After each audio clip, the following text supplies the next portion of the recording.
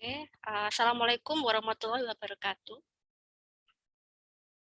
Waalaikumsalam warahmatullahi Waalaikumsalam warahmatullahi wabarakatuh. wabarakatuh. Selamat siang dan salam sejahtera buat kita semuanya. Oke, terima kasih bunda-bunda yang sudah bergabung di weekend ini ya, hari Sabtu ya, seperti itu. Bergabung di Zoom seperti itu. Oke, saya akan langsung saja share screen. Jalan-jalan. Screen untuk yang pertama adalah kontrak kuliah. Oke, PPT saya terbaca, terlihat dan terbaca. Terlihat. Iya, Ibu. Yang penting terbaca ya. Kalau terbaca pasti terlihat. Nah, takutnya nanti tidak terbaca seperti itu. Ini adalah kontrak kuliah mutu pelayanan kesehatan ya. Satu kebidanan untuk prodinya. Di awal saya selalu memberikan kontrak kuliah ya. Karena tujuannya apa? Di kontrak kuliah ini sebenarnya menyampaikan RPS. Artinya apa saja yang akan kita pelajari bersama seperti itu. Jadi materinya apa saja, berapa kali pertemuan, dosennya siapa saja, kemudian kesepakatannya apa, seperti itu. Kemudian jika ada penugasan itu penugasannya seperti apa, kapan dikumpulkan. Biasanya kalau ada offline itu ada, kalau offline ya ada kesepakatan batas kita, kesepakatan terlambat itu minimal berapa menit seperti itu. Kemudian tata tertib selama kegiatan perkuliahan itu seperti apa gitu. Tapi kalau Zoom itu kalau saya fleksibel aja ya karena saya tidak bisa memantau satu persatu karena biasanya ada yang off kamera, ada yang open kamera seperti itu. Jadi kalau saya untuk online itu tidak bisa mengevaluasi ya, artinya evaluasinya nanti saat ujian akhir semester di situ. Jadi langsung output ya. Harapannya nanti ujian akhir semester bisa memberikan nilai yang yang bagus ya sepertinya begitu, tidak ada yang remedi atau nilainya dalam batas lulus semua seperti itu. Oke, yang pertama mutu pelayanan kesehatan. Saya rasa dulu sudah pernah ya. Kalau bunda-bunda ini dulu sebelumnya sudah dari D3 ya? Bukan yang pertama ya, sudah dari D3 ya. Oke, baik, artinya sudah pernah ada materi sebelumnya di D3 dulu. Memang karena di sini memang mutu ini merupakan salah satu materi yang selalu wajib ada ya, tidak hanya di kesehatan tapi semuanya bersifat universal ya, karena mutu pelayanan. Nah, karena kita kesehatan ya berarti mutu pelayanan kesehatan. Tapi kalau misalkan mutu pelayanan di mana dia berada seperti itu. Nah, jadi karena kita kesehatan ya fokusnya topiknya adalah kesehatan seperti itu. Karena kalau hampir rata-rata semua itu ada di mata kuliah manapun, prodi manapun, universitas manapun, saya rasa pasti ada seperti itu. Oke, jadi bersifat secara umum. Yang pertama adalah deskripsi mata kuliah ya, seperti itu. Sebenarnya memang manajemen mutu itu ada beberapa, termasuk mata kuliah yang mungkin sebagian besar kurang menarik, kurang menarik ya seperti itu. Karena ya memang keterkaitan program, pasti kaitannya program seperti itu ya.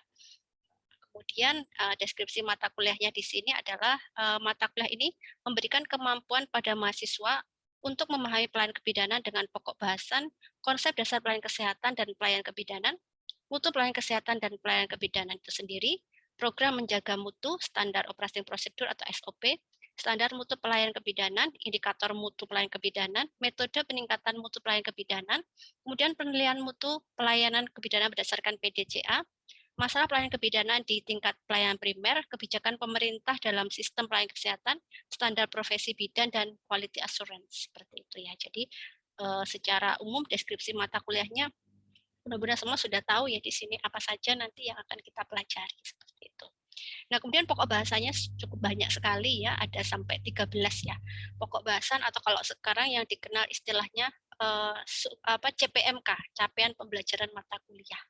Jadi sebenarnya membreakdown tadi dari deskripsinya. Yang pertama adalah konsep dasar pelayanan kesehatan dan pelayanan kebidanan, sistem pelayanan kesehatan dan pelayanan kebidanan di Indonesia, kebijakan pemerintah dalam sistem pelayanan kesehatan ibu dan anak dan isu terkini dalam pelayanan kebidanan, konsep dasar mutu pelayanan kesehatan dan kebijakan, standar mutu pelayanan kebidanan dalam standar profesi bidan, kemudian SOP, indikator mutu pelayanan kebidanan, kemudian penilaian mutu pelayanan kebidanan, kemudian perencanaan manajemen pelayanan kebidanan, pengelolaan pelayanan kebidanan di tingkat primer atau mandiri, kemudian program menjaga mutu dalam pelayanan kebidanan, dan manajemen mutu terpadu dalam pelayanan kebidanan. Sebenarnya di sini untuk mata kuliah manajemen mutu itu ada prakteknya ya Bunda. Jadi praktek sebenarnya kan survei. Survei terutama fokusnya adalah kepuasan, tingkat kepuasan ya.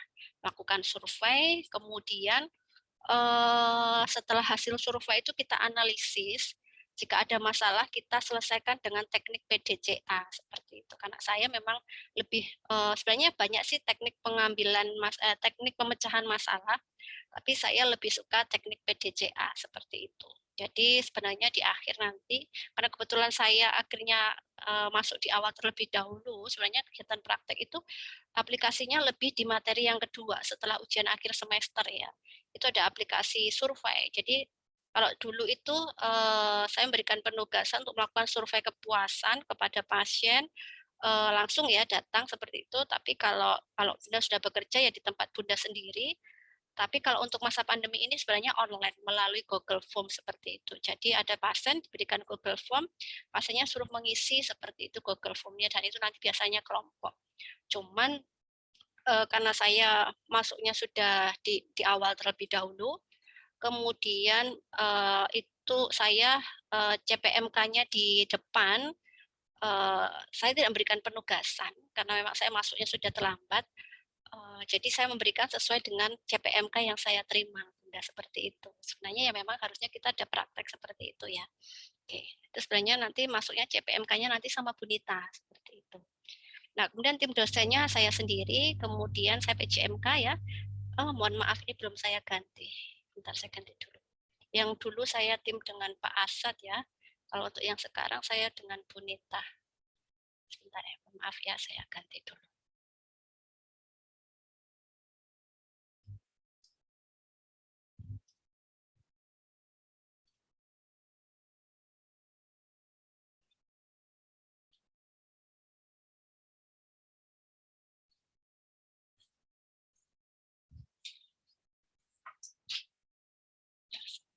Dulu.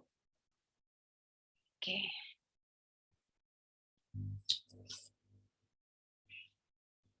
Oke, sebentar.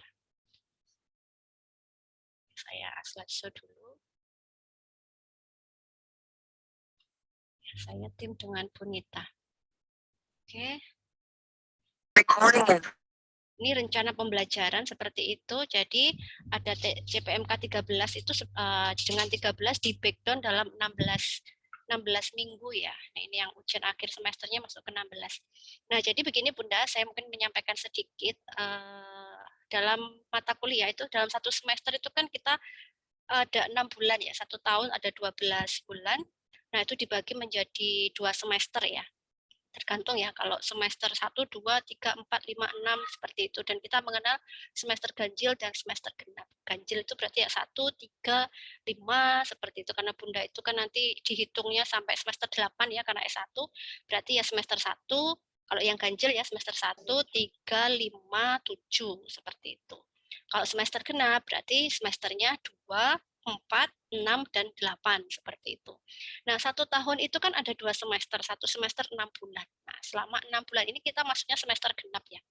6 bulan itu kan ada, di sini ada yang diambil adalah 16 minggu, Bunda. Untuk kegiatan perkuliahan pembelajaran teorinya, seperti itu. Jadi yang lainnya, jadi dari 6 bulan itu hanya diambil 16 minggu, seperti itu. 16 minggu kan berarti kalau jadikan bulan ya 16 dibagi 4 ya, 1 bulan seperti itu. Yang sisanya itu untuk kegiatan ya Bunda mungkin kegiatan-kegiatan yang lain, misalkan praktek, bimbingan, atau apa, seperti itu. Nah, di dalam 16 minggu adalah maksimal untuk kegiatan perkuliahan untuk teori, itu adalah 16 minggu. Jadi 16 minggu itu diambil di minggu ke-8 itu ujian akhir tengah semester, yang minggu ke-16 itu, mohon maaf, di minggu ke-8 itu ujian tengah semester, kemudian yang di minggu akhir itu adalah ujian akhir semester. Nah, kalau kita punya CPMK-nya tadi 13, nah itu harus di breakdown ke dalam 16 minggu itu tadi. Di 16 minggu di luar ujian tengah semester dan ujian akhir semester. Jadi yang dibuat untuk teori itu hanya 14 minggu dari 16 minggu. Jadi materi yang ada, yang harus tersampaikan itu harus disebarkan di dalam minggu tersebut. Nah, ini adalah sebarannya. Jadi untuk minggu 1, minggu 2, minggu 3, 4, 5, 6, 7. Ini karena timnya dosennya hanya 2 saja. Jadi minggu 1 dan 7 itu saya. Seperti itu. Materi ini saya yang menyampaikan. Kemudian habis itu di minggu ke-8 itu ujian tengah semester seperti itu. Kemudian berikutnya minggu ke-9 sampai minggu ke-15 itu adalah CPMK yang selanjutnya yang akan disampaikan Bu Nita seperti itu. Nah, kemudian ujian akhir semester. Nah, ini adalah 2 SKS ya, artinya ada 2 SKS seperti itu. Kalau hitungannya yang lama, 2 SKS itu kalau dijadikan teori itu 1 SKS-nya 50 menit begitu Bunda. Jadi sekali tatap muka harusnya itu 100 menit. Dikalikan berapa? 14 minggu ya, atau kalau enggak 16 minggu. Jadi 1 kali tatap mukanya itu 100 menit. Jadi selama 16 minggu berturut-turut seperti itu. Oke. Tapi karena biasanya kayak hari ini kan saya tidak per minggu ya, mungkin saya akan saat sekali masuk saya menyampaikan materi-materi. Nah, mungkin bisa ini nanti saya buat 2 kali pertemuan. Tapi di situ sudah include ya, di dalamnya materi sudah tersampaikan begitu. Nah, kemudian dari situ dikalikan berarti ada 100 menit kali 16 minggu. Itu adalah total jam yang harus dihabiskan seperti itu. Nah, kemudian itu penghitungan lama. Kalau untuk penghitungan yang baru itu 170 Bunda. Satu SKS itu 170, di dalamnya sudah ada praktek, sudah ada teori seperti itu. Tapi saya pakainya masih kalau yang kemarin itu masih dihitung pakai teori yang lama seperti itu. Jadi sebenarnya 1 kali tatap muka itu 100 menit begitu. Jadi kalau misalkan kita hari ini sampai jam 12, kalau untuk saya memang tidak terpaku pada jamnya harus berapa. Kalau harusnya misalkan 7 kali kan harus 700 menit. 700 menit itu berarti berapa jam. Tapi kalau saya yang penting materi tersampaikan. Jadi CPMK ini tersampaikan. Karena apa? Kalau kita memang mau secara detail, mungkin 1 CPMK itu nggak akan selesai kita bahasnya, Bunda ya. Karena PPT itu adalah inti ya. Jadi nanti kalau Bunda ingin lebih mendalami lagi bisa membaca modul atau buku seperti itu. Jadi hanya intinya menyampaikan secara keseluruhan. Jadi setiap poin itu ada seperti itu. Oke. Jadi nanti Bunda bisa mengembangkan sendiri dengan membaca dari referensi-referensi yang lainnya. Kemudian ini rencana pembelajarannya tadi dari minggu 1 sampai 7 saya breakdown di dalam rencana pembelajaran untuk saya ya. Ada kontrak kuliah ya. Minggu pertemuan 1, kemudian pertemuan 2 sistem pelayanan kesehatan dan pelayanan kebidanan di Indonesia. Yang ketiga adalah pertemuan ketiga kebijakan pemerintah dalam sistem pelayanan kesehatan. Yang keempat pertemuan keempat pelayanan kesehatan ibu dan anak dalam isu terkini dalam pelayanan kebidanan. Kemudian materi yang kelima atau pertemuan kelima konsep dasar mutu pelayanan kesehatan dan kebidanan. Yang keenam standar mutu pelayanan kebidanan dan standar profesi. Kemudian yang 7 standar operasional prosedur. Kalau biasanya untuk yang reguler ya Bunda biasanya saya untuk ada membuat SOP seperti itu ya. SOP lebih dalam arti tindakan ya, misalkan dalam memberikan SOP persalinan, SOP palpasi, SOP pemeriksaan kehamilan seperti itu. Seperti itu biasanya ya untuk yang penugasan sebelum UTS. Kalau yang setelah UTS biasanya survei seperti itu. Cuman di saat ini saya tidak memberikan penugasan ya Bunda ya, karena memang waktu sudah dekat sekali. Saya hanya memberikan review materi saja. Nanti harapannya ya ada kekurangan kelebihan dengan review materi. Nanti jika ada materi yang hasilnya itu kurang belum lulus ya, nanti kita akan gabungkan dengan nilai dari Bu Nita ya, seperti itu. Hasilnya seperti apa. Kalau sebenarnya ada tugas itu memudahkan kita. Jika nilai kita turun, tugas itu sebagai apa? Untuk mengatrol seperti itu ya. Oke, tadi ini ada rencana pembelajaran. Yang pertama adalah nanti Bunda gabung di Google Classroom. Saya rasa sudah bergabung. Untuk Bunda yang belum bergabung, silakan bergabung karena di situ adalah rekam jejak digital ya. Artinya rekam jejak kegiatan kita selama online. Jadi ada buktinya. Pertemuan 1, pertemuan 2, pertemuan 3 seperti itu. Jadi kalau misalkan ada monitoring dan evaluasi atau monef dari pusat, itu kita bisa memberikan suatu bukti rekam jejak digital seperti itu. Kemudian metode pembelajarannya itu ada menggunakan Zoom saat ini, kemudian Google Classroom, Bunda yang sudah bergabung di Google Classroom, kemudian YouTube. Saya absensinya selalu di YouTube ya. Artinya biasanya bukan biasanya ya, saya selalu merekam. Ini adalah saya rekam, kemudian rekaman nanti akan saya upload di YouTube. Nah, biasanya absensinya Bunda absensi di komentar YouTube dengan menuliskan NIM dan nama seperti itu. Karena apa? Itu juga merupakan rekam jejak digital ya. Artinya yang bisa ditelusuri pembelajarannya seperti apa gitu. Jadi nanti itu sih absensinya dari saya seperti itu. Kenapa saya ada YouTube? Yang pertama alasannya karena satu untuk rekam jejak digital yang bisa ditelusuri, yang bisa dibuka linknya seperti itu. Kalau hanya link Zoom sudah selesai nggak akan bisa. Kita klik link Zoom misalnya juga akan bisa. Tapi kalau dengan YouTube kita akan bisa, misalkan ada monitoring dan evaluasi, kita akan bisa melihat secara langsung.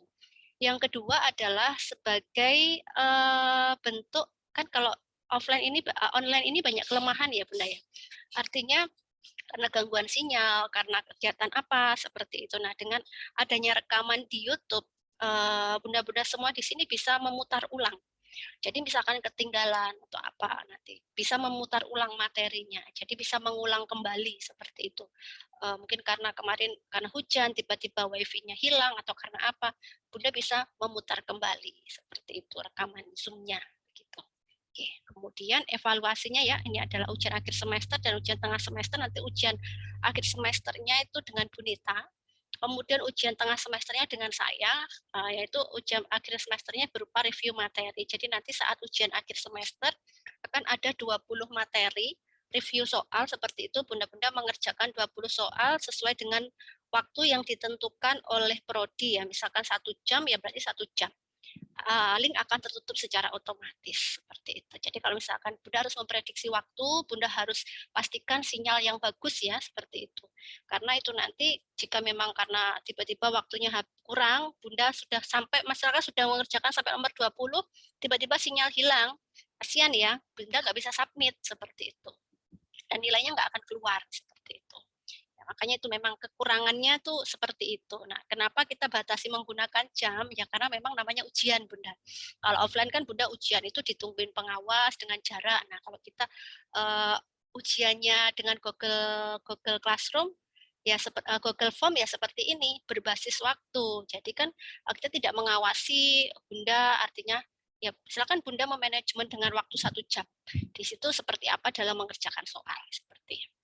Nah, kemudian itu terkait kontrak kuliah ya, memang tidak memberikan penugasan seperti itu, atau mungkin Bunda mau ada penugasan, membuat SOP, atau review materi saja.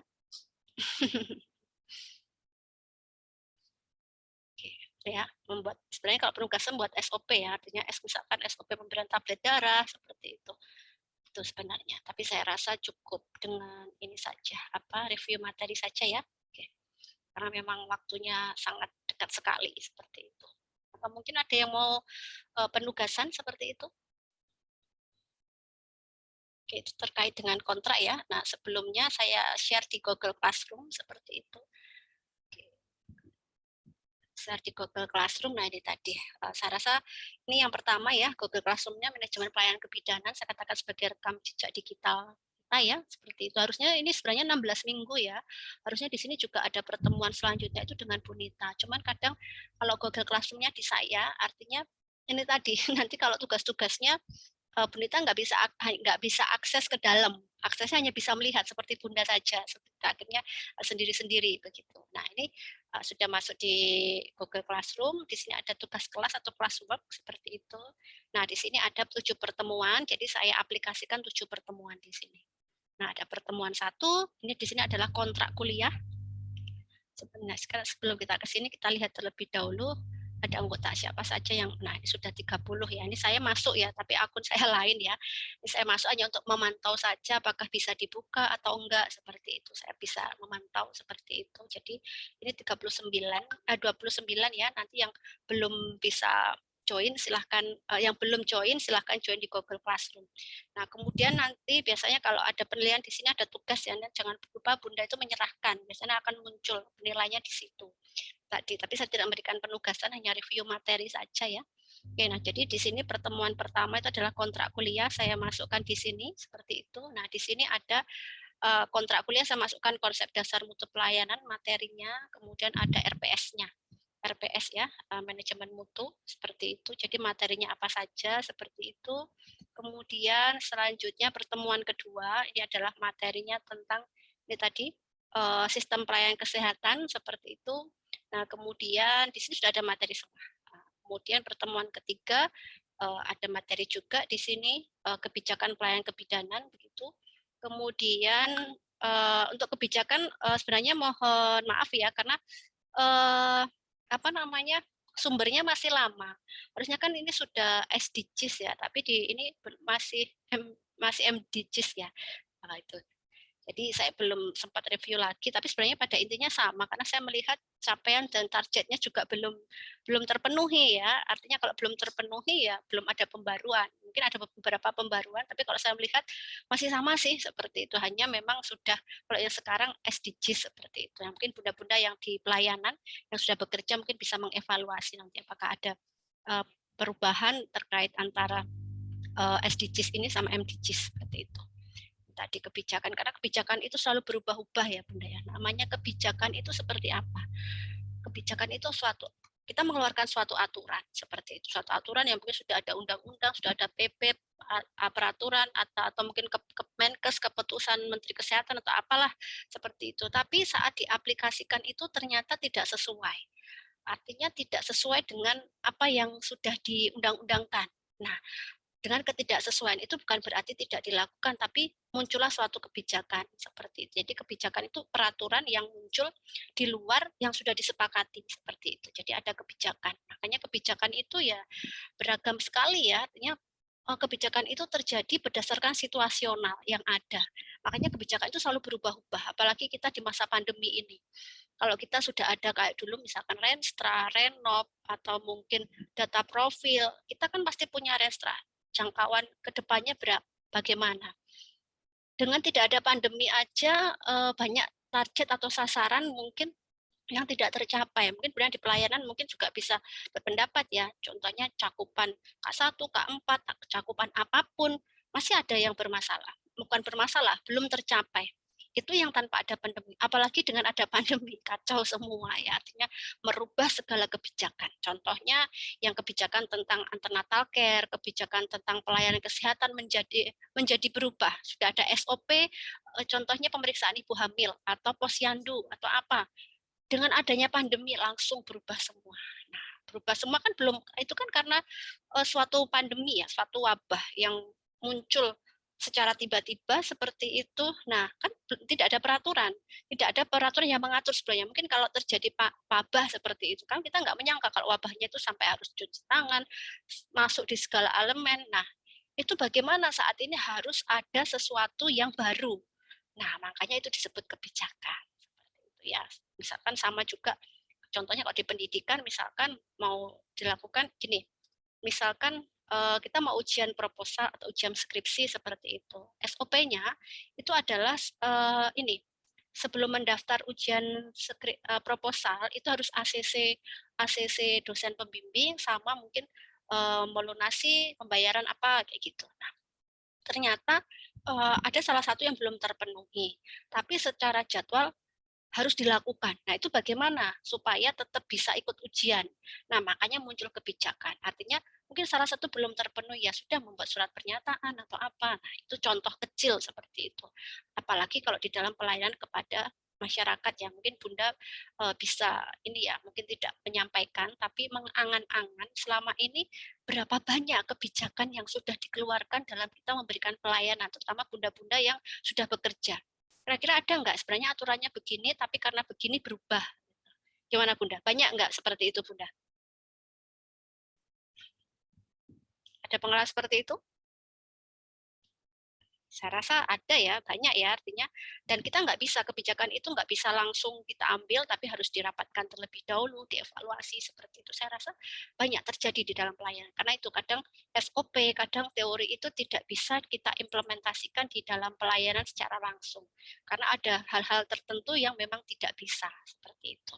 Kemudian untuk selanjutnya pertemuan keempat yaitu situasi terkini pelayanan kebidanan ya, seperti itu.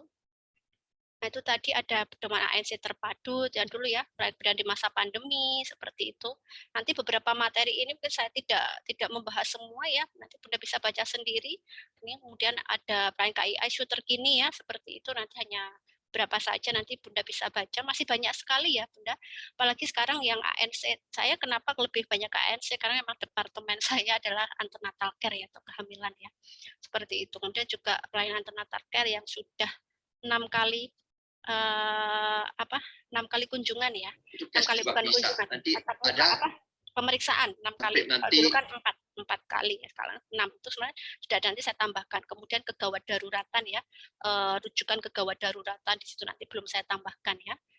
Sebenarnya kalau kegawat daruratan bukan lagi terkini ya, karena sejak dulu itu sudah ada rujukan kegawat daruratan. Cuman terkininya yaitu bagaimana di masa pandemi ini, seperti itu sebenarnya sudah masuk ya. Belum ada ya. Ini kalau ini apply kebidanan. Jadi yang panduan pelayanan kesehatan di masa pandemi ya. Ada sih sebenarnya, saya carikan lagi nanti saya uploadkan seperti itu. Tapi mungkin saya rasa Bunda juga sudah ada ya, terutama di pelayanan itu pasti panduannya lebih lengkap seperti itu. Karena memang benar-benar memberikan langsung ke pasien seperti itu. Kemudian yang kelima adalah konsep dasar mutu pelayanan kebidanan ya. Seperti itu. Nah, di sini ada konsep dasar mutu pelayanan seperti itu.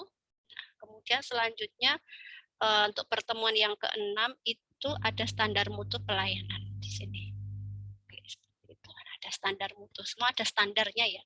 Nah, kalau nggak ada standar itu ya agak susah ya, karena apa? Mutu itu berkaitan dengan penilaian.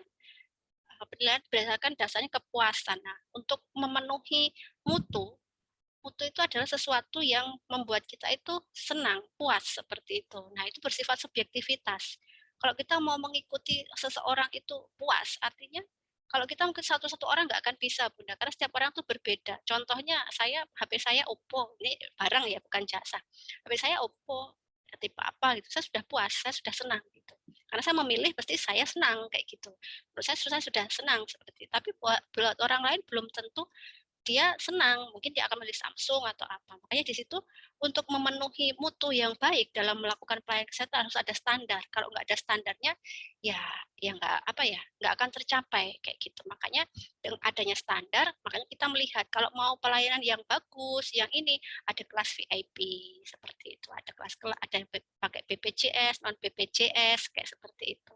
Jadi kita tinggal memilih. Makanya contohnya kayak dulu sebenarnya ada vaksin itu kan pro dan kontra vaksin ya, ada vaksin yang gratis, kemudian ada vaksin yang berbayar. Sebenarnya itu kan sebenarnya kembali ke kita masing-masing. Itu hanya untuk memfasilitasi orang-orang yang berpersepsi atau memiliki kepuasan yang berbeda dengan atau di atas standar seperti itu. Karena kita kalau semuanya di atas standar kita nggak akan bisa, Bunda ya. Artinya ya kalau mau di atas standar mungkin masuk kelas VIP atau kelas VIP atau seperti apa begitu ya Bunda ya. Jadi memang ada khusus untuk yang masyarakat yang memang dia maunya seperti itu, kan seperti itu. Jadi mungkin di pelayanan beliau juga bisa paham ya, bisa mengetahui ya. Tapi kan bukan berarti kalau kita itu pasiennya pakai BPJS, pakai ini terus kita memberikan pelayanan yang berbeda, kan tidak. Ya memang maksudnya dalam pelayanan yang kita bisa itu berbeda, tapi kalau secara sistem mungkin berbeda ya. Mungkin kalau misalkan kelas kayak gitu, misalkan di rumah sakit kelas 1, fasilitas kelas 1, kelas 2, kelas 3 mungkin pastinya berbeda ya, itu pasti berbeda. Tapi dalam kita memberikan pelayanan ke pasien itu kan tetap sama, Bunda. Kita tidak membedakan. Misalkan bukan berarti kalau pasien yang BPJS yang seperti ini perlakuan yang tidak berbeda, tapi ya mungkin Bunda bisa berpendapat ya mungkin tetap ada bedanya Bunda seperti itu, tapi bukan secara humanismenya, secara ininya dia berhak sama, tapi hanya tertentu saja yang berbeda seperti itu. Makanya kadang kalau orang yang sudah di VIP itu ya memang pasiennya biasanya banyak komplain ya seperti itu ya. Memang karena dia VIP ya kita memaklumi, karena kita memang kalau sudah VIP ya kita memberikan pelayanan yang ekstra gitu. Karena memang itu yang akan didapatkan, itu kepuasan pasien seperti itu. Nah, bukan berarti yang kalau non VIP kita memberikan pelayanan yang jauh dari VIP seperti itu ya. Oke, kemudian yang ketujuh adalah SOP ya. Nah, di SOP ini ada diagram alur ya, artinya runtutan. SOP ini kan macam-macam, Bunda.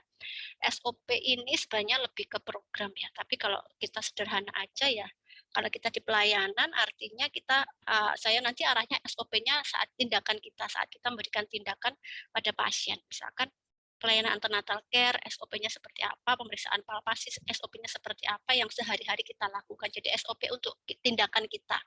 Nah, di SOP ini kan juga banyak. Contohnya prosedur pasien masuk rumah sakit, prosedur pasien mengambil obat, prosedur banyak sekali ya kalau berkaitan dengan program.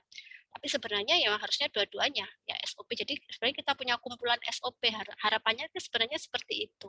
Kita punya banyak SOP seperti itu, mulai dan SOP itu kita tidak bisa bisa digeneralisasi pada intinya, tapi aplikasinya di setiap instansi pelayanan kesehatan itu ada yang berbeda. Contohnya di instansi ini SOP-nya begini, di instansi sana SOP-nya begini. Mungkin ada beberapa perbedaan langkah seperti itu, tapi sebenarnya pada intinya sama. Makanya kita harus mengacu SOP mana, pasti ada acuannya.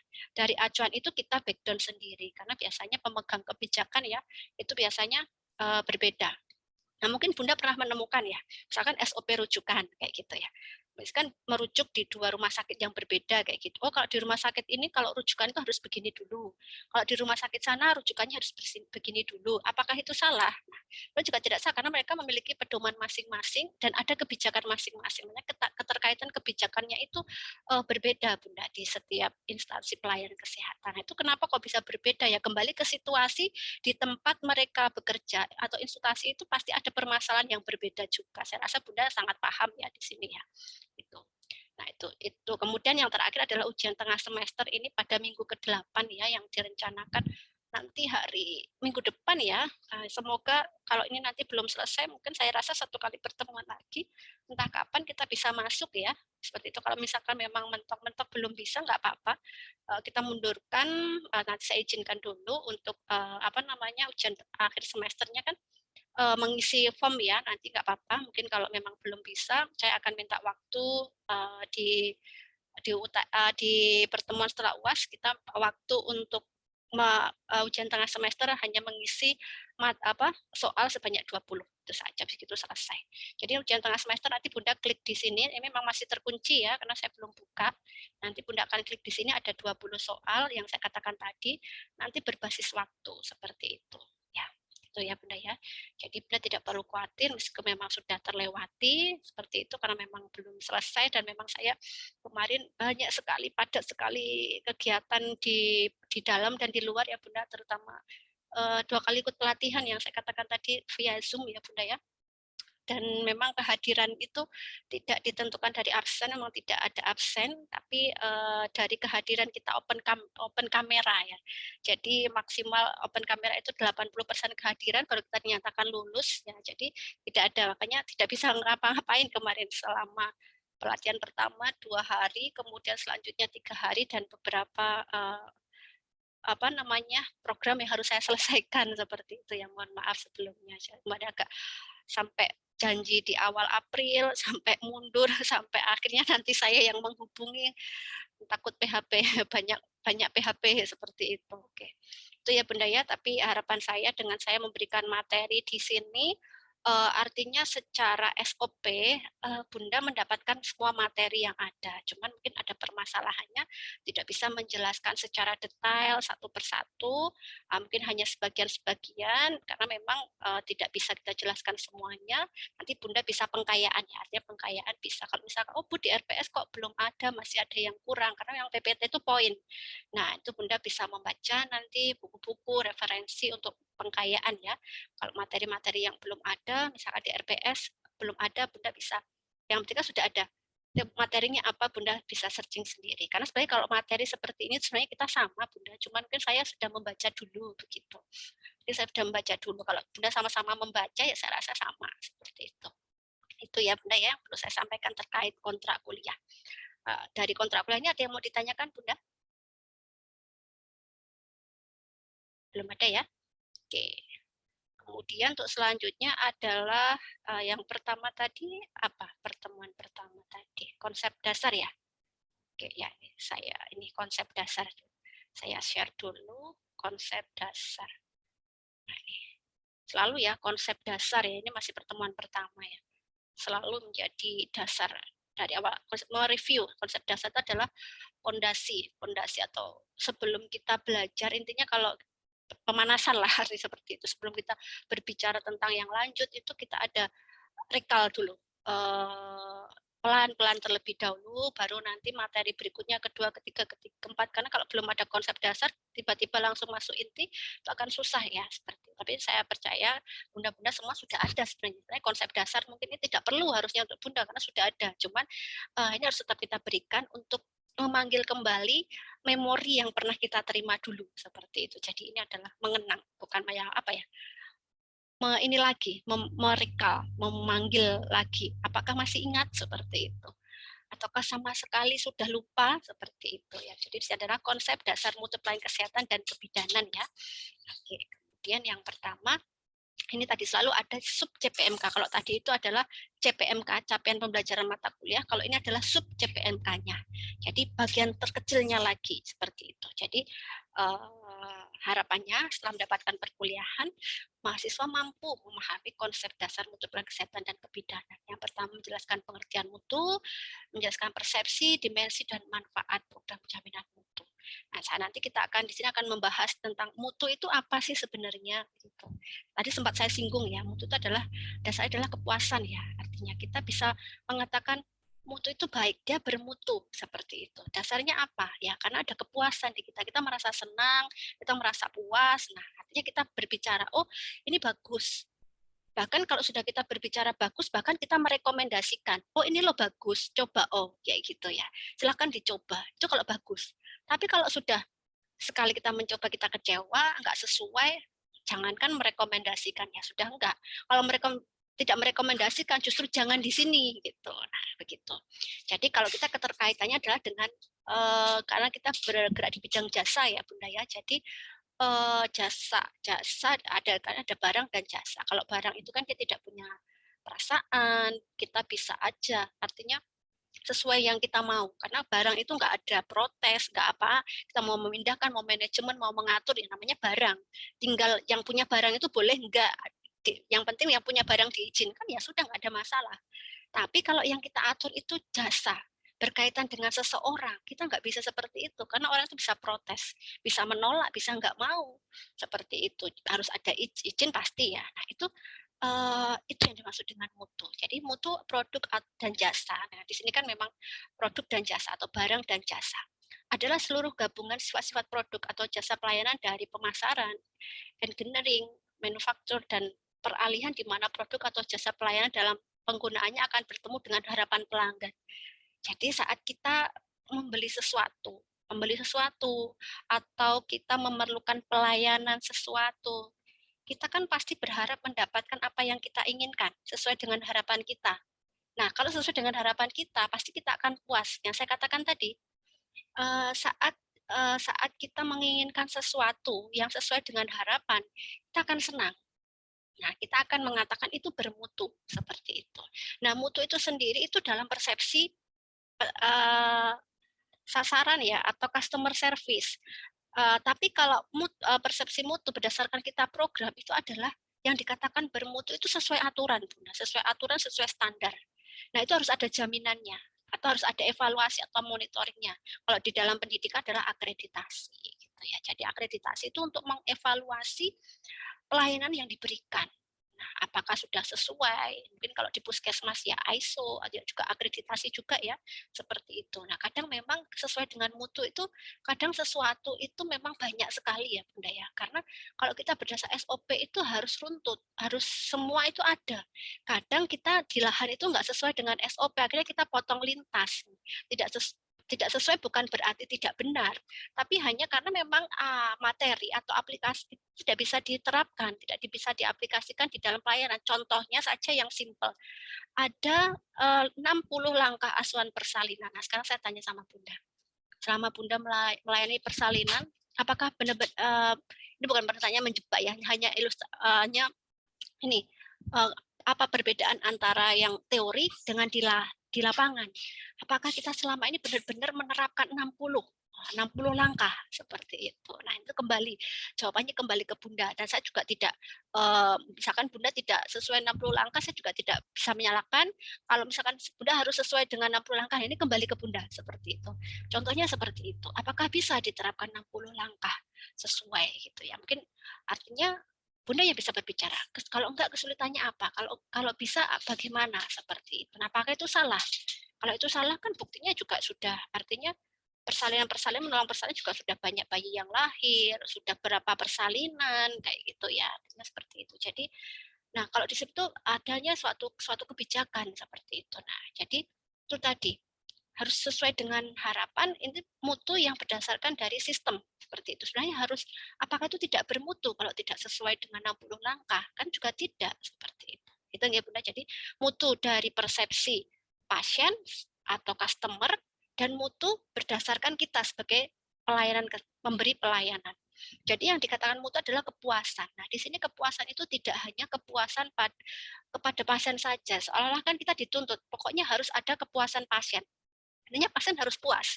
Nah, pernahkah kita memperdulikan atau berpendapat bahwa yang memberikan pelayanan kesehatan itu juga harus puas saat memberikan pelayanan? Contohnya, mungkin pertanyaan untuk Bunda.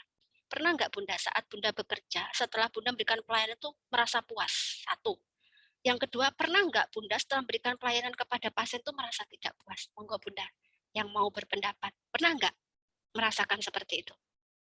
Monggo Bunda, ada yang mau berpendapat? Ada pengalaman seperti itu, merasa puas, senang. Saya memberikan pengalaman itu, memberikan pelayanan pasien itu ada merasa senang. Tapi ada juga setelah memberikan pelayanan kepada pasien itu nggak puas, mungkin marah, jengkel, mangkel. Pernah nggak Bunda?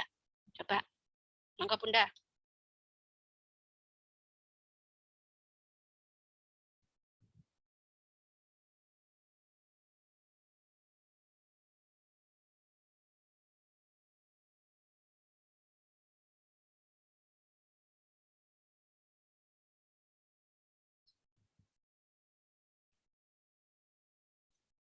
Halo, ini masih ada di Zoom semua atau tidak ya?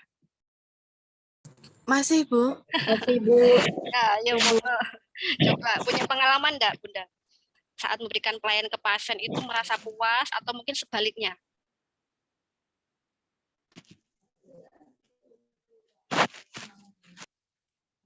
Kadang gini, Bu. Ya. Pasien tuh banyak yang mungkin untuk SDM-nya biasanya kan ada yang SDM-nya di atas rata-rata, SDM-nya rendah, normal ya. Jadi kadang ini kalau dijelaskan itu ya ada yang ada yang langsung paham, ada yang masih harus dijelaskan beberapa kali. Gitu, seperti itu kadang. Ya, gitu ya. Jadi memang ada kepuasan, ada yang tidak kepuasan seperti itu ya. Nah, itu bagaimana cara kita membuat mereka puas? Kalau kita mengikuti seperti itu semua kan nggak bisa ya, Bunda ya. Kalau setiap orang kita layani dengan kepuasan seperti mereka itu kan nggak bisa. Artinya harus ada standar seperti itu ya. Harus ada standar yang diterapkan seperti itu. Jadi kepuasan atau mutu ini tidak hanya dari segi pasien, tapi juga ada dari kita pemberi pelayanan seperti itu. Kemudian ada juga dari kepuasan dari segi organisasi atau tempat, dari misalkan rumah sakit atau manajernya seperti itu. Kemudian juga kepuasan dari segi pemberi dana seperti itu. Nah, jadi harus ada kepuasan seperti itu. Jadi kalau sama-sama mau diterapkan itu nggak bisa. Makanya di situ ada yang namanya standar seperti itu ya. Oke. Kemudian, nah di sini mutu adalah tingkat kesempurnaan dari penampilan sesuatu yang sedang diamati, gitu ya. Jadi kita mengamati sampai seperti apa. Kalau sesuai harapan ya puas. Kalau nggak sesuai harapan kita nggak puas seperti itu. Dan mutu adalah sifat yang dimiliki oleh suatu program. Dan mutu adalah totalitas dari wujud serta ciri suatu barang dan jasa yang di dalamnya terkandung pengertian rasa aman dan pemenuhan kebutuhan para pengguna seperti itu ya. Jadi itu pengertian mutunya ya. Gitu. Kemudian selanjutnya, pengertian mutu pelayanan kesehatan. Mutu pelayanan kesehatan adalah pelayanan kesehatan yang dapat memuaskan setiap pemakai jasa pelayanan kesehatan yang sesuai dengan tingkat kepuasan rata-rata penduduk serta penyelenggara sesuai dengan standar dan kode etik profesi. Kemudian memenuhi dan melebihi kebutuhan serta harapan pelanggan. Jadi yang dikatakan kepuasan bermutu itu kita kalau yang lebih bagus itu adalah memenuhi harapan. Bayangkan Bunda, memenuhi harapan. Kira-kira bisa enggak? Memenuhi harapan dari pelanggan, dari pasien. Jadi membuat pasien senang lebih dari senang. Seperti itu. Kira-kira bisa enggak Bunda? Sulit ya Bunda ya. Sedangkan pasien berharap kalau datang ke kita itu mesti dia berharap pasti sembuh. Itu aja nggih, kuncinya pasti harapannya sembuh. Nah, sedangkan startnya pasien bagaimana? Kalau dia datang sudah stadium, misalkan contohnya dia sudah katakanlah sudah, saya enaknya menggunakan bahasa stadium itu karena biar mudah dipahami kayak gitu. Stadium lanjut, terus dia mengharapkan kepuasan. Nah, kita harus menjamin bahwa kalau dia puas berarti kan dia sembuh. Nah, sedangkan dia datang sudah stadium lanjut. Kalau tidak sembuh, berarti kan dia tidak puas seperti itu. Nah, harus ada kerjasama di situ. Memang tidak bisa, kecuali kalau memang di awal dia ada. Makanya di situ kita berikan promosi kesehatan, bagaimana upaya-upaya supaya pasien itu puas seperti itu. Jadi berdasarkan standar begitu ya. Jadi sangat berat sekali, Bunda. Yang dikatakan manajemen mutu atau mutu pelayanan itu berkaitan dengan kepuasan atau harapan. Sedangkan di sini teorinya adalah memenuhi dan melebihi kebutuhan serta harapan, lebih dari kepuasannya, gitu ya, gitu. Kita nggak bisa seperti itu. Sekarang kita balik, apakah bisa juga kalau kita sudah berusaha memenuhi harapan dari harapan dari pelanggan seperti itu? Pernah nggak kita mendapatkan sesuatu yang lebih, yang kita dapatkan itu lebih dari yang kita harapkan seperti itu. Ya, jadi kita juga mendapatkan kepuasan yang kita lebih dari harapan kita. Ya biasanya kalau ada ya ada sih seperti itu. Kadang itu kembali ke pimpinan ya kalau untuk kita. Mungkin pimpinan memberikan reward atau memberikan apa seperti itu. Mungkin fasilitas yang lebih bagus, yang lebih memadai seperti itu.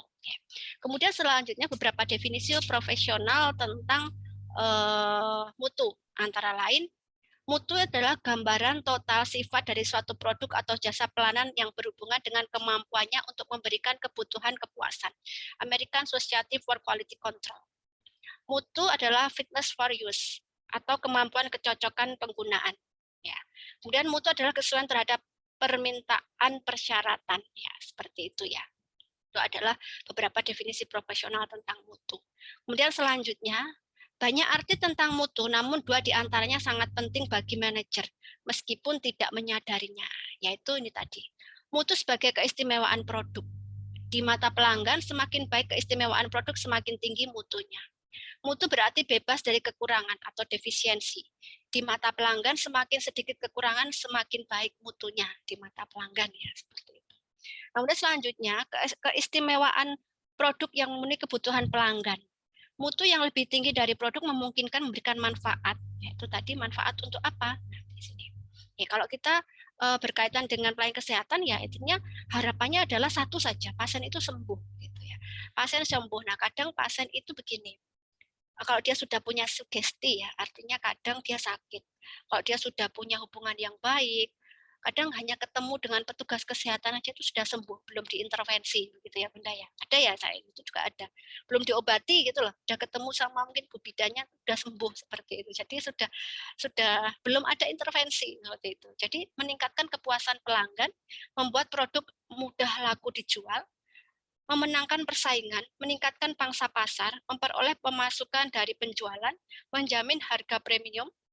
Dampak yang terutama adalah terdapat penjualan, biasanya mutu lebih tinggi membutuhkan biaya lebih banyak. Nanti kalau misalkan ini kita keterkaitannya, kalau di sini kan, kalau di puskesmas sudah ada standar-standarnya ya Bunda, kalau mungkin di sini adalah BPM ya.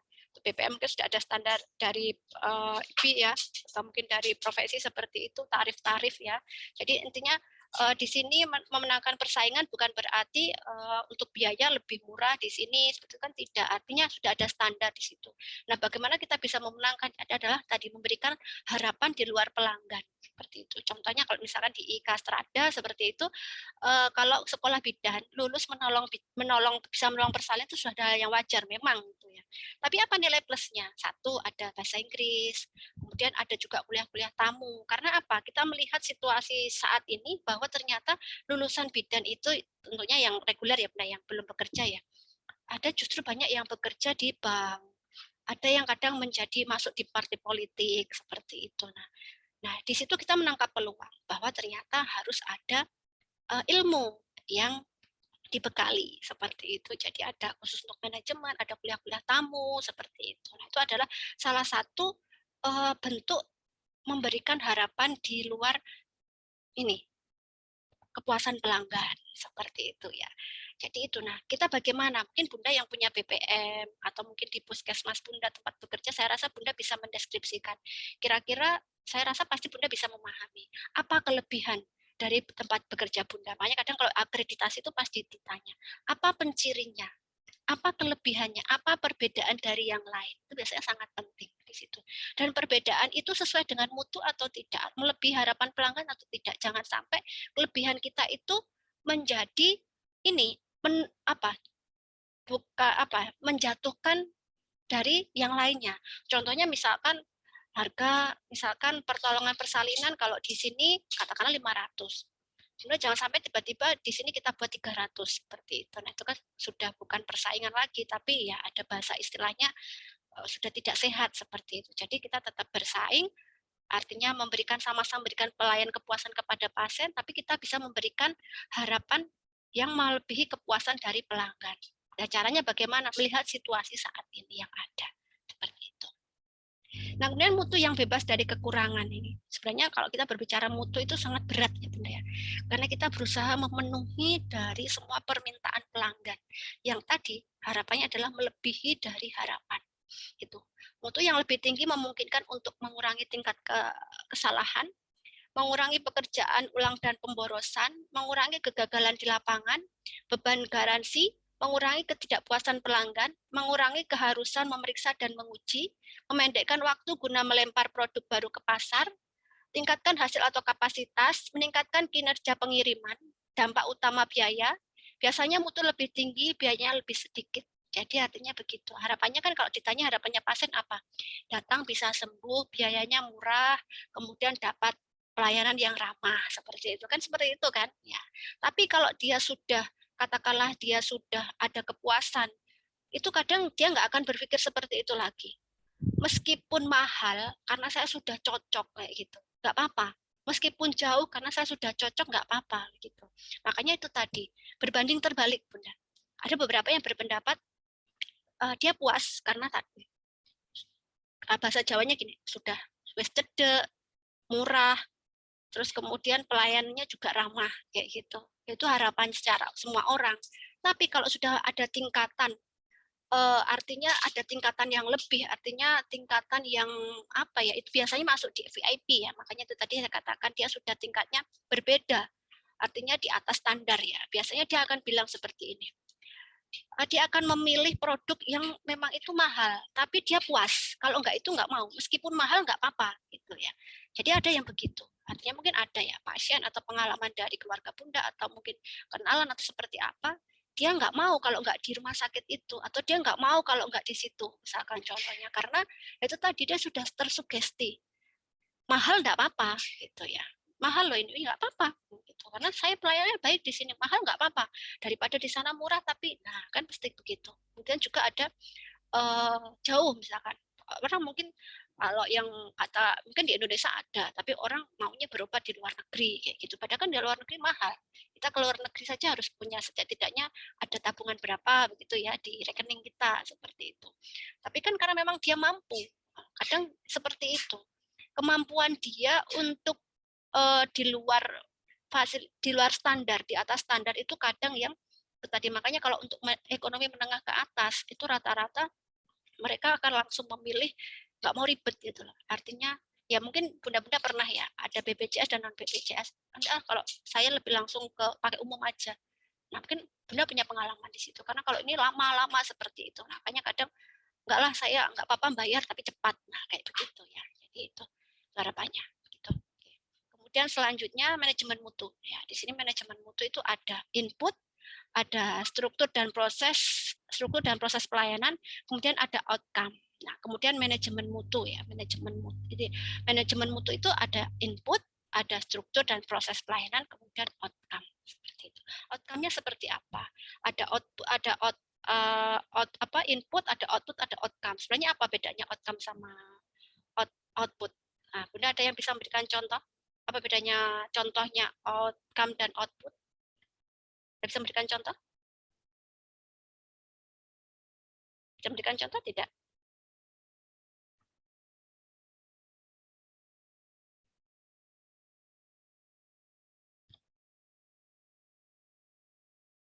Ayo Bunda, bisa memberikan contoh tidak?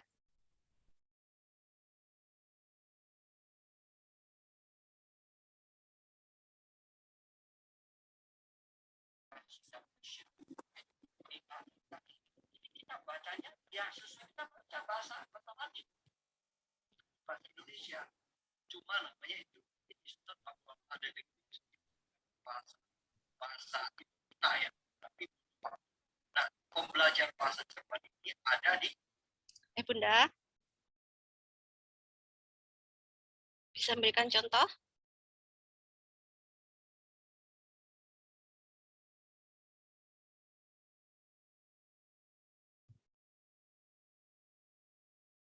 Bunda?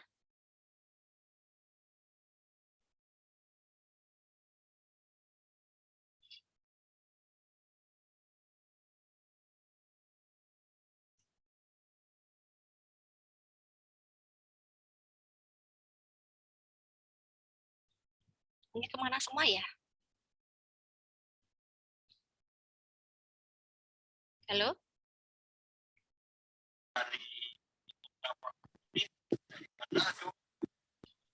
Bunda, ini kemana semua? Ayo, berpendapat tidak apa-apa. Salah tidak apa-apa. Ayo, apa? Apa contohnya output dan outcome? Ayo. Siapa yang bisa berikan contoh output sama outcome?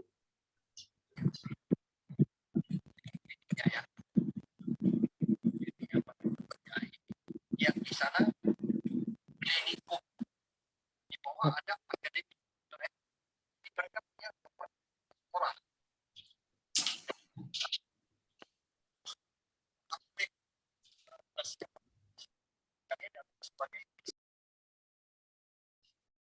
Ini dilanjutkan tidak, Bunda? Coba saya Ya. memberikan itu Bu ya. Baik. Ya. Seperti halnya yang biasanya di rumah sakit Bu ya.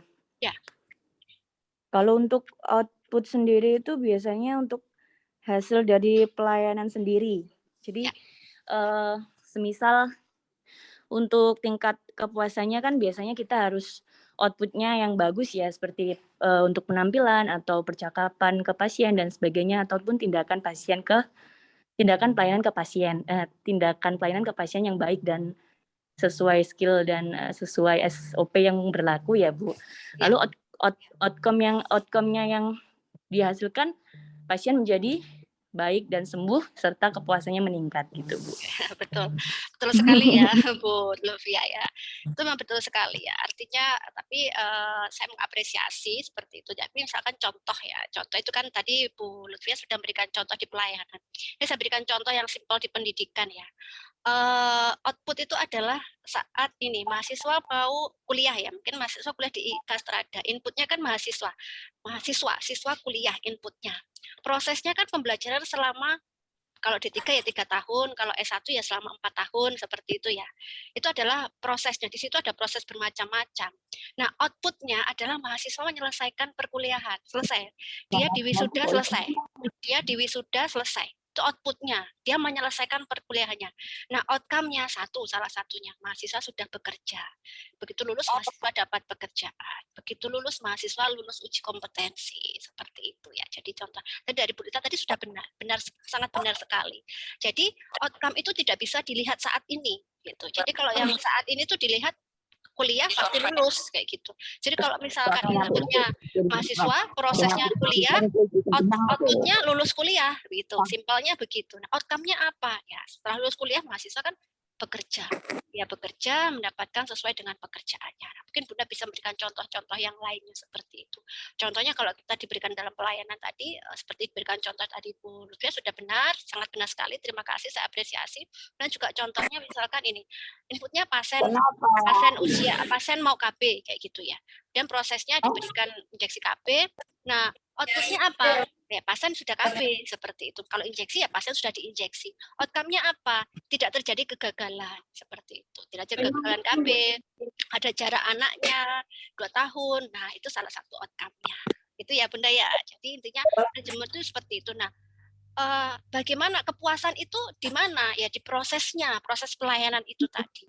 Jika proses pelayanannya sesuai dengan standar, harapannya output dan outcome-nya itu bagus. Gitu. Nah, kalau ada output nggak sesuai dengan output, nggak sesuai dengan outcome, ada apa di dalam prosesnya? Makanya yang dievaluasi adalah prosesnya. Prosesnya ini harus sesuai dengan standar. Nah, proses di sini kan ada dua, Bunda ya. Ada kita sebagai pemberi, ada kita sebagai penerima seperti itu. Nah, kita tidak hanya pemberi, tapi juga ada stakeholder, ada yang lainnya. Sebenarnya ada banyak ya seperti itu. Itu harus sama-sama ada punya standar. Semua harus puas. Nah, tapi kalau kalau semua itu maunya sesuai dengan standar kepuasan masing-masing nggak bisa, makanya harus ada standar di situ, gitu ya Bunda ya. Nah, sebenarnya intinya manajemen mutu itu di situ, begitu. Jika tidak sesuai ada kebijakan, kan begitu. Nah, contohnya cakupan K1, K4 kok kurang kayak gitu misalkan. Ada apa gitu. Ternyata prosesnya ternyata jaraknya jauh, ibunya nggak mau ANC. Karena apa jauh? Nggak ada dukungan suami. Karena apa? Nah, Bunda bisa menguraikan. Kenapa outcome-nya itu salah satu K1 kurang. Cakupan ASI eksklusif kurang. Itu outcome, Bunda. Nah, output-nya apa? Seperti itu. Nah, kita lihat strukturnya. Karena outcome itu dilihat setelah dari evaluasi jauh seperti itu. Kita nggak bisa melihat outcome yang sekarang, harus ada proses terlebih dahulu baru kita melihat outcome begitu. Nah, kemudian definisi manajemen mutu sendiri, manajemen mutu adalah suatu proses di mana orang-orang bergerak untuk mencapai tujuan. Tujuannya apa? Peningkatan pemahaman terhadap aspek mutu dalam aplikasi dan keperawatan dan kebidanan, kemudian meningkatkan motivasi perawat. Jadi harus ada motivasi, makanya supaya dia puas itu harus diberikan motivasi. Motivasinya apa? Kayak gitu. Motivasinya itu apa? Seperti itu. Supaya termotivasi itu apa? Nah, mungkin pimpinan memberikan reward seperti itu ya. Pemimpin memberikan reward, diberikan apresiasi. Nah, reward itu bukan berarti harus berupa uang. Nah, reward itu juga bisa berupa apa namanya? Berupa pujian, berupa kenaikan jabatan atau berupa apresiasi begitu ya. Gitu. Atau kalau enggak bisa apresiasi terhadap hasil yang sudah dijalankan. Contohnya kita mungkin bunda-bunda kalau mungkin di puskesmas atau di dinas kesehatan mungkin punya program tertentu, mengerjakan tertentu, kemudian berhasil, nah diapresiasi. Cuman kadang ya biasanya kita yang mengerjakan, ya itu tadi biasanya konfliknya yang mengerjakan biasanya nggak terini nggak terekspos. Nah, akhirnya yang menyampaikan ke laporan itu justru yang dapat kayak gitu. Mungkin sering ya terjadi ya kayak begitu ya, mungkin Bunda ya. Itu adalah konflik internal namanya. Artinya ada banyak beberapa yang terjadi. Kita yang pelaksana, kemudian kita melaporkan, kemudian dilaporkan, tapi melaporkannya bukan dari siapa yang membuat, tapi artinya dilaporkan perbagiannya seperti itu. Ya sering terjadi hal-hal semacam itu, konflik internal seperti itu. Oke, karena hubungan antar sesama itu juga mempengaruhi. Gitu. Kalau sebenarnya ada teori ya yang tentang detail sekali, kita akan satu persatu dibahas di situ. Beberapa yang menyebabkan penurunan kinerja, ada masalah psikologis, masalah apa seperti itu ada sebenarnya, ada materinya tersendiri seperti itu. Nah, kemudian tadi ada input, ada proses, ada output, ada outcome ya. Nah, di sini ada input, ini ada pasien, personal, alat atau fasilitas, informasi, dana, dan peraturan kebijakan. Nah, biasanya yang membuat kita tidak puas itu artinya apa? Saat fasilitasnya nggak ada. Saat kita memberikan pelayanan, ternyata ada fasilitasnya yang tidak ada. Itu sering terjadi mungkin. Kalau mungkin saya tidak tanya Bunda satu-satu lagi ya nanti artinya makanya saya tidak melihat prosesnya, silakan Bunda seperti apa, yang penting nanti ada rekaman Zoom-nya begitu, mungkin Bunda sambil bekerja atau apa monggo silakan. Artinya gitu, saat kita berusaha memberikan pelayanan tapi alatnya kurang. Nah, itu harapan saya tadi itu intinya menyampaikan, pernah nggak terjadi seperti itu?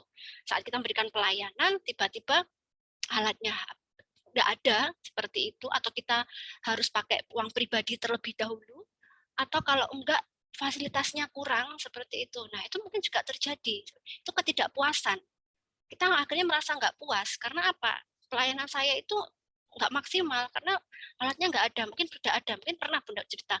Nah, saya tadi itu sebenarnya mau seperti inilah, tapi pas mau tak periksa ininya habis apa-apa. Nah, mungkin pernah itu pembicaraan percakapan internal seperti itu. Nah, itu pasien nggak boleh tahu ya. Hanya kita internal sendiri yang tahu. Pasien nggak perlu tahu bahwa ada kekurangan tadi di dalam memberikan pelayanan seperti itu. kemudian juga informasi. Nah, ini yang sangat penting, informasi ini adalah merupakan input. Nah, jika informasi ini salah, pasti prosesnya juga akan salah, outcome-nya juga akan salah. Contoh informasi adalah saat kita memberikan edukasi kepada pasien. Saat kita memberikan informasi sebenarnya tidak salah, Bunda. Kita memberikan tidak salah, pasti kita memberikan, nggak mungkin kita memberikan informasi yang salah, pasti kita memberikan informasi itu yang benar, cuman yang menangkap. Nah, makanya dalam informasi ini harus ada teori komunikasi dan konseling, itu sangat betul sekali, karena kalau sangat diharapkan, karena di teorinya begini, pernah ya Bunda, pernah mengingat ASKEP, asuhan kebidanan, bahwa di akhir pasien bisa mengulang kembali. Nah, pasien memahami, pasien mengerti, pasien akan melakukan anjuran dan nasihat petugas, pasien bisa mengulang. Nah, itu tadi. Pentingnya pasien akan mengulang. Nah, mengulang itu artinya pasien kadang bisa paham nggih Bu, paham nggih sampun gitu. Artinya paham ya Bu, paham. Ya sudah, monggo Bunda boleh pulang. Nah, harusnya kita mengklarifikasi. Pahamnya pasien sama paham kita tuh sama enggak kayak gitu. Takutnya pemahaman pasien itu berbeda gitu. Enggak usah jauh-jauh Bunda. Konflik itu ada dari mana? Karena ketidaksesuaian informasi yang kita terima. Pemberi informasi tidak menyampaikan, pasti pemberi informasi itu menyampaikan sesuatu yang baik. Tapi ini tadi beda ya kalau memang berdasarkan unsur ada unsur subjektivitas ya memang itu sengaja disampaikan yang tidak baik. Nah, namanya kan ini di luar topik ya mungkin. Nah lah katakanlah, tapi memang ada unsur kesengajaan. Tapi kalau kita memberikan edukasi kan tidak, pasti baik. Nah cuma yang menangkap itu seperti apa? Takutnya nggak fokus. Makanya itu hal yang penting. Kita mengkonfirmasi ulang. Nah teorinya ada. Nah cuma sekarang pertanyaannya, pernah enggak Bunda itu menanyakan seperti itu? Setelah Bunda mengedukasi, pernah nggak Bunda menanyakan ulang? Pasiennya diminta lagi. Ya Bu nggak pernah Bu, pasiennya sudah banyak seperti itu. Dan juga satu, pasien sudah mengerti kok semua ini sudah paham seperti itu. Nah, ya memang rata-rata hampir 100% paham. Tapi Bunda lihat, masalah itu berapa? Berapa persen sih masalah dari 100% itu? Pasti 0, atau kalau nggak 1%. 1% itu justru yang membuat segalanya seolah-olah itu bermasalah. Nggak pernah dilihat yang sudah sukses berhasil itu jarang orang ini. Yang kita lihat pasti yang bermasalah. Orang akan cenderung mengintervensi masalah. Bahasa kasarnya kebaikan yang sudah baik itu nggak jarang akan dibahas. Nah, makanya itu Bunda, kadang kita seperti itu. Oh, Pak pasien sekarang sudah tahu. Coba Bunda, habis ini nanti Bunda klarifikasi ulang pasien Bunda. Artinya sesuai enggak? Takutnya kalau dia tidak sesuai dengan apa yang sudah kita sampaikan, dia akan memberikan informasi kepada yang lain yang tidak sesuai. Seperti itu. Nah, kemudian juga dana. Dana ini juga merupakan suatu kepuasan. Nah, kalau misalkan dia dananya besar, dia pasien umum, dia ya boleh, dia akan memilih VIP. Dalam prosesnya dia akan mendapatkan pelayanan yang bagus karena memang VIP. Nah, kemudian ada yang BPJS ya, PBI dan non PBI seperti itu ya. Kemudian peraturan atau kebijakan. Jadi itu adalah input dari pasien itu sendiri. Pasien yang dimaksud pasien itu tadi dia datangnya di mana? Kalau dia datang sudah dalam keadaan kondisi umumnya yang sudah kurang, sudah sangat buruk, ya dia tidak akan bisa memenuhi harapannya seperti itu. Harapannya dia sembuh. Nah, sedangkan dia datang sudah dalam keadaan yang buruk. Nah, seperti makanya pentingnya edukasi bahwa promosi kesehatan, pencegahan kesehatan supaya dia apa ya namanya pemberdayaan. Jangan sampai itu yang kita bisa lakukan karena kita nggak bisa melihat satu persatu pasien. Biar dia mandiri untuk mencegah supaya dia tidak sakit itu ada pemberdayaan. Contohnya itu tadi ya germas, gerakan apa kayak gitu. Itu sudah banyak digencarkan oleh pemerintah ya. Tapi ya kenyataannya ternyata salah satu untuk menurunkan penyakit risiko penyakit tidak menular ya, penyakit tidak menular sebenarnya salah satunya germas, gerakan masyarakat sehat. Cuman itu tadi ternyata juga masih banyak. Nah, itu belum berhasil, makanya itu masuk dalam SDGs, MDGs, program-program pemerintah yang salah satunya itu pasti ada. Nah, program-program itu nanti keterkaitan dengan kebijakan, biasanya keterkaitan dengan ekonomi, keterkaitan dengan keterjangkauan, kemudian banyak hal itu tadi, ekonomi, dan salah satunya di negara kita adalah negara yang masih negara berkembang ya, belum negara maju, itu sangat mempengaruhi. Kemudian karakteristik atau demografi, kemudian juga tingkat pendidikan, kemudian budaya yang sangat mempengaruhi sekali ya, seperti itu ya Bunda ya. Nah, kemudian struktur dan proses. Di sini ada pasien, ada dana, ada anggaran, ada personal, kemudian ada standar. Nah, ada fasilitas. Nah, ini standar itu ya berkaitan dengan mana yang kita pilih. Kemudian standar yang mana? Standar antara yang VIP atau yang bukan VIP. Pastinya berbeda. Jangan sampai VIP diberikan standar yang bukan VIP seperti itu. Akan ada protes atau akan ada ketidakpuasan seperti itu. Nah, kemudian di sini ada input, ada proses, ada luaran, ada dampak atau outcome-nya tadi yang saya katakan. Luaran itu output. Nah, sedangkan dampak itu adalah outcome, dampaknya itu tadi. Inputnya adalah standar pelayanan medik, standar asuhan keperawatan atau kebidanan, pasien dan eksternal, dan rumah sakit atau mungkin ya puskesmas atau intinya pemberi pelayanan kesehatan.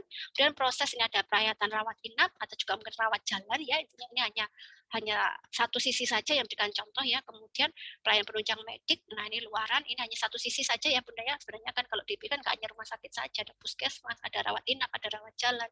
Kemudian luaran ini adalah kematian lebih dari 4 jam. Nah, dampaknya dia memberikan apa namanya di sini ada mutu pelayanan. Harapannya di sini adalah kepuasan pasien. Jadi tingkat kepuasan pasien. Nah, makanya kadang dari mana kita bisa menilai mutu pelayanan kesehatan, makanya ada survei kepuasan. Makanya setiap kita memberikan pelayanan itu biasanya kalau kita mungkin pernah ke Telkomsel atau kemana ya, ditulis puas, tidak puas, dengan emoticon yang kadang senyum atau kadang apa kayak gitu. Makanya itu yang perlu diberikan. Itu harus dievaluasi Bunda. Kalau misalkan institusi tidak ada seperti ini, makanya kan harus ada evaluasi. Evaluasi tujuannya bukan untuk mencari kesalahan atau kekurangan, tapi untuk memperbaiki jika ada ketidakpuasan. Karena takutnya kalau pasien nggak puas, dia bilang nggak apa-apa. Kalau pasien nggak puas, dia nggak bilang. Kalau dia nggak bilang, terus mungkin dia nggak datang lagi, oke. Tapi kalau dia nggak bilang, nggak datang, kemudian dia menyampaikan informasi yang tidak benar, menurut persepsi dia, ya itu tadi bisa membunuh karakter. Artinya ya bisa menurunkan, mencemarkan seperti itu ya. Artinya ya itu tadi Bunda bisa paham maksud saya. Artinya mungkin ya ada dampak negatif dari tempat kita memberikan pelayanan. Ya segala sesuatu kalau ada konfirmasi itu ya bagus gitu. Kalau tidak ada konfirmasi ya itu tadi bisa terjadi kesalahpahaman begitu ya. Kemudian ada output di sini. Output adalah hasil yang dicapai dalam jangka pendek. Misalnya tidak terjadi plebitis setelah 3 kali 24 jam pemasangan infus ya seperti itu. Tadi atau kalau enggak terpasangnya infus seperti itu ya. Kemudian outcome cakupan ada berupa target, presentasi, promosi, reward dan psikologi kerja. Reward ini adalah diberikan kalau dia bagus. Oh dia dapat reward ya, kenapa? Artinya orang dapat reward pasti ada sesuatu yang bagus kayak gitu. Psikologi kerja seperti itu, ada kepuasan, tidak ada tekanan dalam bekerja, ada kepuasan dalam bekerja, menyenangi pekerjaannya, dan dia merasa senang seperti itu juga outcome gitu. Dia merasa senang itu karena sudah ada prosesnya selesai kayak gitu. Sudah ada targetnya tercapai. Nah, di sini Bunda bisa aplikasikan di tempat Bunda bekerja. Kira-kira dari selama ini, jadi mutu itu bukan berarti hanya pasien puas saja tidak, tapi tercapainya semua target yang ada. Seperti itu. Kira-kira di tempat kerja Bunda ada nggak yang targetnya masih belum tercapai? Ya pasti ada. Apakah berarti itu tidak bermutu, tidak maksudnya tidak bermutu atau tidak ada kepuasan kan ya tidak. Pasti ada unsur-unsur tertentu yang ada masalah yang harus dikomunikasikan dan ada kebijakan, ada monitoring dan evaluasi gitu. Nah, kemudian mengapa mereka menginginkan mengapa mereka mengeluh? Pastinya ada ketidakpuasan, ada kekecewaan. Nah, sebelum mengeluh, sebelum ketidakpuas, dan sebelum kecewa, kita berusaha. Kemauannya mereka itu apa? Kita berusaha terlebih dahulu memberikan harapan kepada mereka. Kita harus tahu harapannya mereka apa. Harapannya mereka itu adalah satu, sembuh, diberikan pelayanan yang ramah, harganya murah. Ya, kita pasti berusaha ke sana. Seperti itu. Tapi kalau sudah berusaha ketidakpuas, ya sudah. Berarti standar kita yang berbeda. Dia maunya standar yang mana? Standar yang VIP atau standar yang ini. Nah, seperti itu. Kita mencegah terlebih dahulu dengan ketidakpuasan. Karena kalau sudah terjadi kekecewaan, nah kekecewaan ini kalau dipendam, syukur kalau ada evaluasi, kita tahu kalau mereka itu kecewa. Kalau enggak, nah ini tadi. Ya, seperti yang saya katakan tadi, kalau dia hanya tidak kembali datang, enggak apa-apa. Gitu. Kemudian kalau dia tidak datang, kemudian dia menginformasikan ke yang lainnya. Nah, itu masalah ya seperti itu ya. Ya dari sini sudah sangat jelas sekali keterkaitan dengan mutu seperti itu. Nah biasanya kalau ini mutu Bu ini kan secara pekerjaan ya. Pernah nggak kita kecewa sama teman satu kerja atau sama manusia kayak gitu? Kalau kita misalnya mangkel atau nggak suka sama teman atau mungkin ada teman yang mengecewakan, itu kan artinya sudah tidak puas kayak gitu. Harusnya kita mengklarifikasi terlebih dahulu. Kenapa gitu. Makanya orang yang paling dekat itu adalah mereka yang tahu, mereka yang bisa memahami kenapa gitu. Artinya nggak akan ada komplain karena bisa memahami ada masalahnya ini. Tapi kan nggak setiap orang luar itu nggak bisa, nggak setiap orang itu bisa memahami kita seperti itu. Makanya ada standar. Nah, kemudian pelayanan di sini adalah suatu bentuk kegiatan pelayanan yang dilaksanakan oleh penyelenggara pelayanan publik sebagai upaya pemenuhan kebutuhan pelayanan maupun pelaksana ketentuan peraturan perundang-undangan ya seperti itu. Kemudian selanjutnya pelayanan di sini diartikan satu, melayani dan pelayanan. Ya, jadi melayani dan pelayanan. Berkaitan dengan pelayanan ada dua istilah. Kalau melayani adalah membantu menyiapkan, mengurus apa yang diperlukan seseorang. Kalau pelayanan adalah berusaha melayani kebutuhan orang lain ya. Jadi pelayanan itu adalah ini perbedaan melayani dan pelayanan. Pelayanan adalah menyiapkan atau mengurus. Kalau pelayanan adalah melayani kebutuhan seperti itu. Kemudian selanjutnya proses pelayanan. Proses pelayanan di sini ya sangat ini tadi ya di prosesnya tadi ya ada termasuk di proses tadi input sudah nih sekarang proses pelayanan di sini rasa yang timbul secara alami ya. Yang pertama itu ada kebutuhan terlebih dulu. Kebutuhan untuk apa? Kebutuhan untuk sembuh. Kebutuhan untuk dilayani, kebutuhan untuk mendapatkan pelayanan seperti itu. Nah, dia membutuhkan kebutuhan itu ada kebutuhan apa dia? Kebutuhan barang atau kebutuhan akan jasa. Nah, kalau jasa itu tadi kita sakit diberikan pelayanan. Kalau sakit kan kita nggak diberikan sesuatu kecuali sakitnya sakit berbeda. Sakit diberikan uang gitu. Sembuh ya udah ya itu beda ya. Diberikan itu tadi beda. Kalau sakit diberikan jasa kan kita jasa. Jadi ini kalau kita sakit diberikan pelayanan dia sembuh. Beda lagi nih bercanda saja ya Bunda. Ada orang yang sakit diberikan barang tapi sembuh. Itu beda lagi. Ya, udah sakit berikan barang sembuh gitu ya. Ya banyak ya meme gitu ya. Kalau udah misalkan istri, kebutuhan istri kalau istri apa kayak gitu. Sama suami diberikan diajak belanja, berikan uang yang banyak. Nah, itu mungkin sembuh. Nah, itu kan hanya meme aja ya. Artinya intermezzo saja kayak gitu. Kemudian ada kebutuhan, ada service ya, ada pelayanan, prosedur dalam memberikan pelayanan, ada customer. Nah, di sini tuh saling berkaitan ya Bunda ya. Jadi di sini customer sama pasien sama prosedur itu yang ada dua garis ini yang saling berhubungan. Ini panahnya berbeda, ada dua. Customer juga membutuhkan adanya pelayanan, pelayanan juga membutuhkan customer. Nah, kita melayani kalau nggak ada customer bagaimana? Nah, begitu. Nah, customer atau pasien itu juga butuh dilayani, gitu. Butuh pelayanan. Nah, pelayanan itu juga membutuhkan pasien. Nah, ini arti garis panah dua.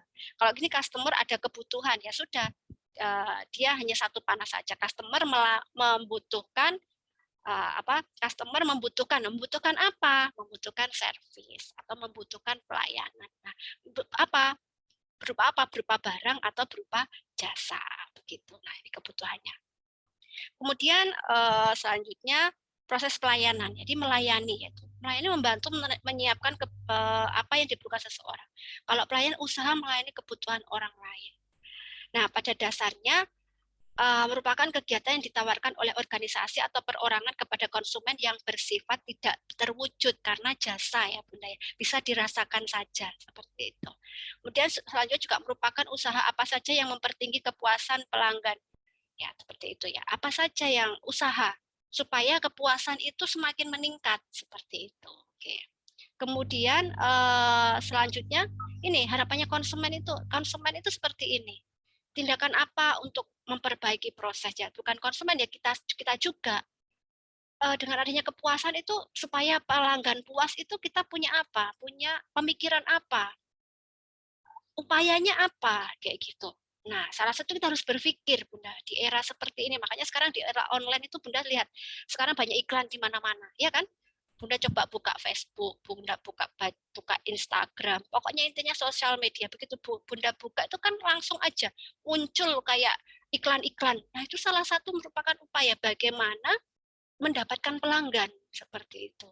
Nah, bagaimana dia bisa memuaskan sampai sekarang contohnya yang tren Shopee ya artinya sampai ada COD itu kan nggak ada ongkos kirim ya supaya bagaimana ya supaya karena ongkos kirimnya orang mikir ongkos kirimnya mahal sedangkan di sekitar saya aja ada ya saya mendingan saya yang di sekitar yang dekat saya dari pada memilih ada tambahan biaya. Nah, tapi sekarang dia bersaing.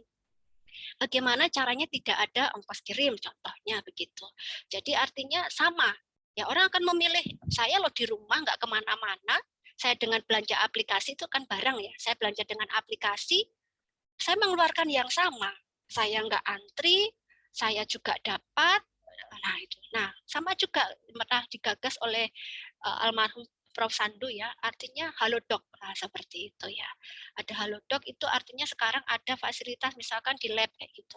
Datang, tapi kan kalau kita kan karena skill, keterampilan nggak bisa seperti yang kita harapkan, karena ada proses yang tidak bisa kita datang, memerlukan alat. Alat itu yang kita nggak bisa, kita nggak mau harus datang. Ya contohnya kalau kita mau tes, misalkan kalau tes rapid atau apa, mungkin bisa ya mereka datang, kita diambil spesimen darahnya, cuman takutnya apa? Ada berpengaruh nggak jarak darah itu yang mau diambil dengan hasilnya. Nah, itu kan nggak bisa. Sebenarnya bisa dilakukan. Gitu. Ada hal-hal yang memang di dalam kesehatan itu tidak bisa karena bukan barang, Bunda. Kita jasa seperti itu. Kalau barang, contohnya Shopee, kita mau klik kapan aja, asalkan di Shopee Pay ada ya, kapanpun nggak terasa tiba-tiba ini apa namanya? Ada kan berarti kan puas ya.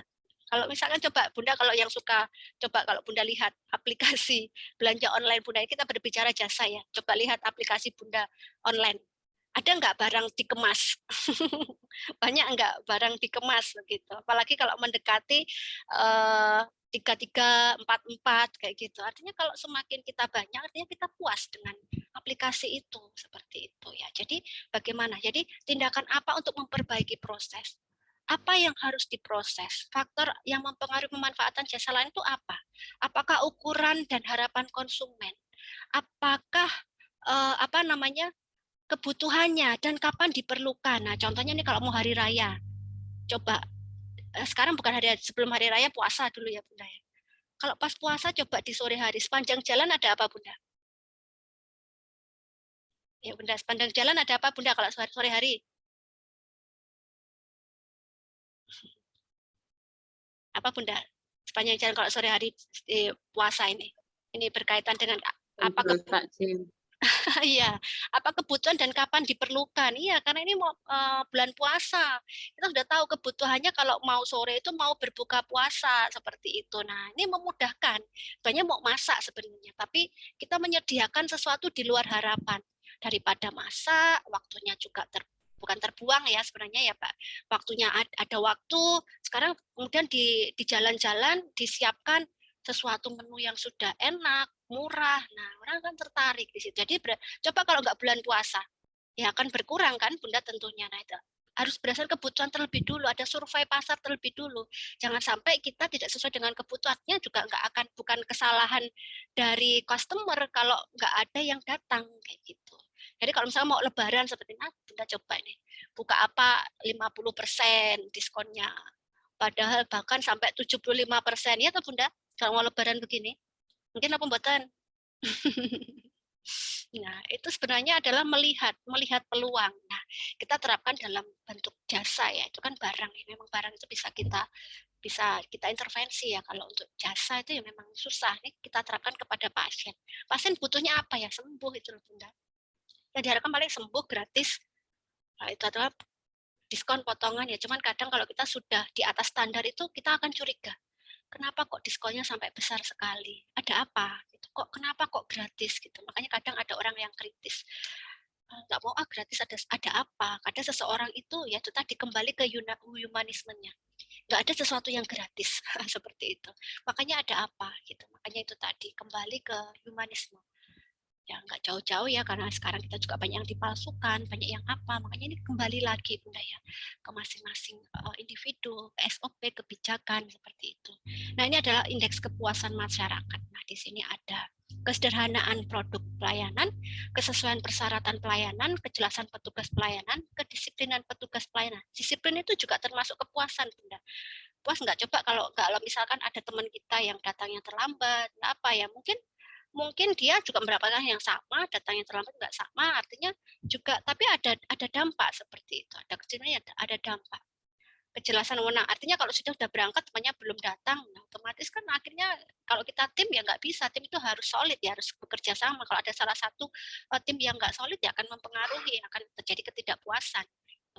kemudian ada kejelasan wewenang dan tanggung jawab petugas pelayanan, keahlian dan keterampilan petugas, kecepatan pelayanan, keadilan mendapatkan pelayanan, kesopanan dan keramahan, kewajaran biaya pelanggan, kepastian biaya pelayanan, kepastian jadwal pelayanan, kenyamanan lingkungan, keamanan pelayanan.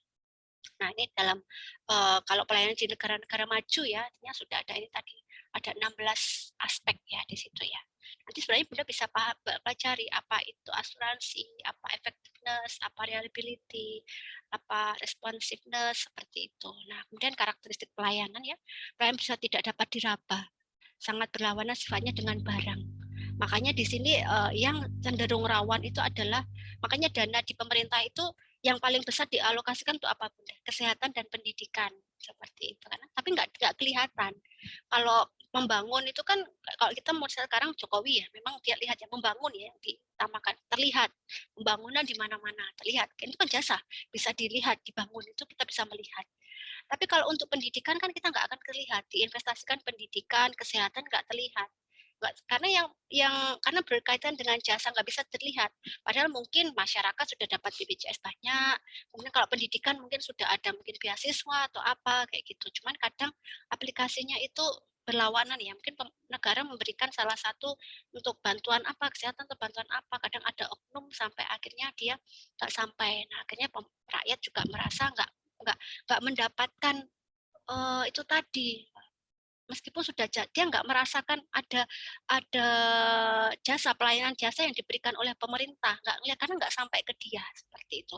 Karena ada beberapa oknum yang menyebabkan ada beberapa masyarakat yang itu tadi contohnya dulu BPJS ya, BPJS kan digunakan pakai orang yang tidak mampu, tapi juga banyak juga yang dulu kalau diselidiki dia memakai BPJS yang harusnya diberikan pada rakyat yang tidak mampu, mungkin dia memakai. Nah, itu kan berdasarkan ini beberapa aturan yang kita sendiri pasti ada masalah ya Bunda ya. Ada masalah di dalam implementasinya gitu. Kemudian pelayanan itu kenyataannya terdiri dari tindakan yang nyata, berupa bersifat tindakan sosial seperti itu ya. Hanya sosial ya, dirasakan sosial oleh masyarakat. Sosial itu gimana ya? Ya jasa itu seperti itu ya. Namanya sosial ya, kadang hanya terima kasih seperti itu aja gitu ya. Kemudian produk dan konsumsi tidak dapat dipisahkan secara nyata karena pada umumnya kejadian bersamaan dan terjadi di tempat yang sama. Kemudian karakteristik pelayanan ya nanti bisa dibaca sendiri ya, nanti ada tidak terwujud tadi sudah bisa disampaikan. Kemudian suplemen pelayanan yaitu ada informasi, ada konsultasi, ada undertaking, ada hospitality, ada grant thinking, ada exit, ada billing, ada payment, ya, ada pembayaran seperti itu. Nah, tadi adalah contoh-contoh ya barang atau jasa seperti itu. Nah, ini taksonom ya, ini ada tingkat keterampilan tinggi, barang miliknya sama, barang jasa seperti itu bisa. Dan kebutuhan manusia nih tadi saya katakan kebutuhan dan harapan. Kebutuhan untuk disambut dengan baik, dilayani tepat waktu, rasa nyaman, layan rapi untuk dimengerti, dihargai, diakui dan diingat. Nah, itu tadi. Ini kita udah tahu kebutuhan manusia seperti ini. Kalau kita ingin pelayan kita memuaskan ya kita harus memenuhi ini unsur kebutuhan manusia, itu kan nggak mungkin. Nggak usah jauh-jauh, coba Bunda, suami Bunda, anak Bunda, bisa enggak memuaskan keluarga, anak, kayak gitu. Memuaskan kebutuhan. Anak kebutuhannya apa? Anak sukanya apa?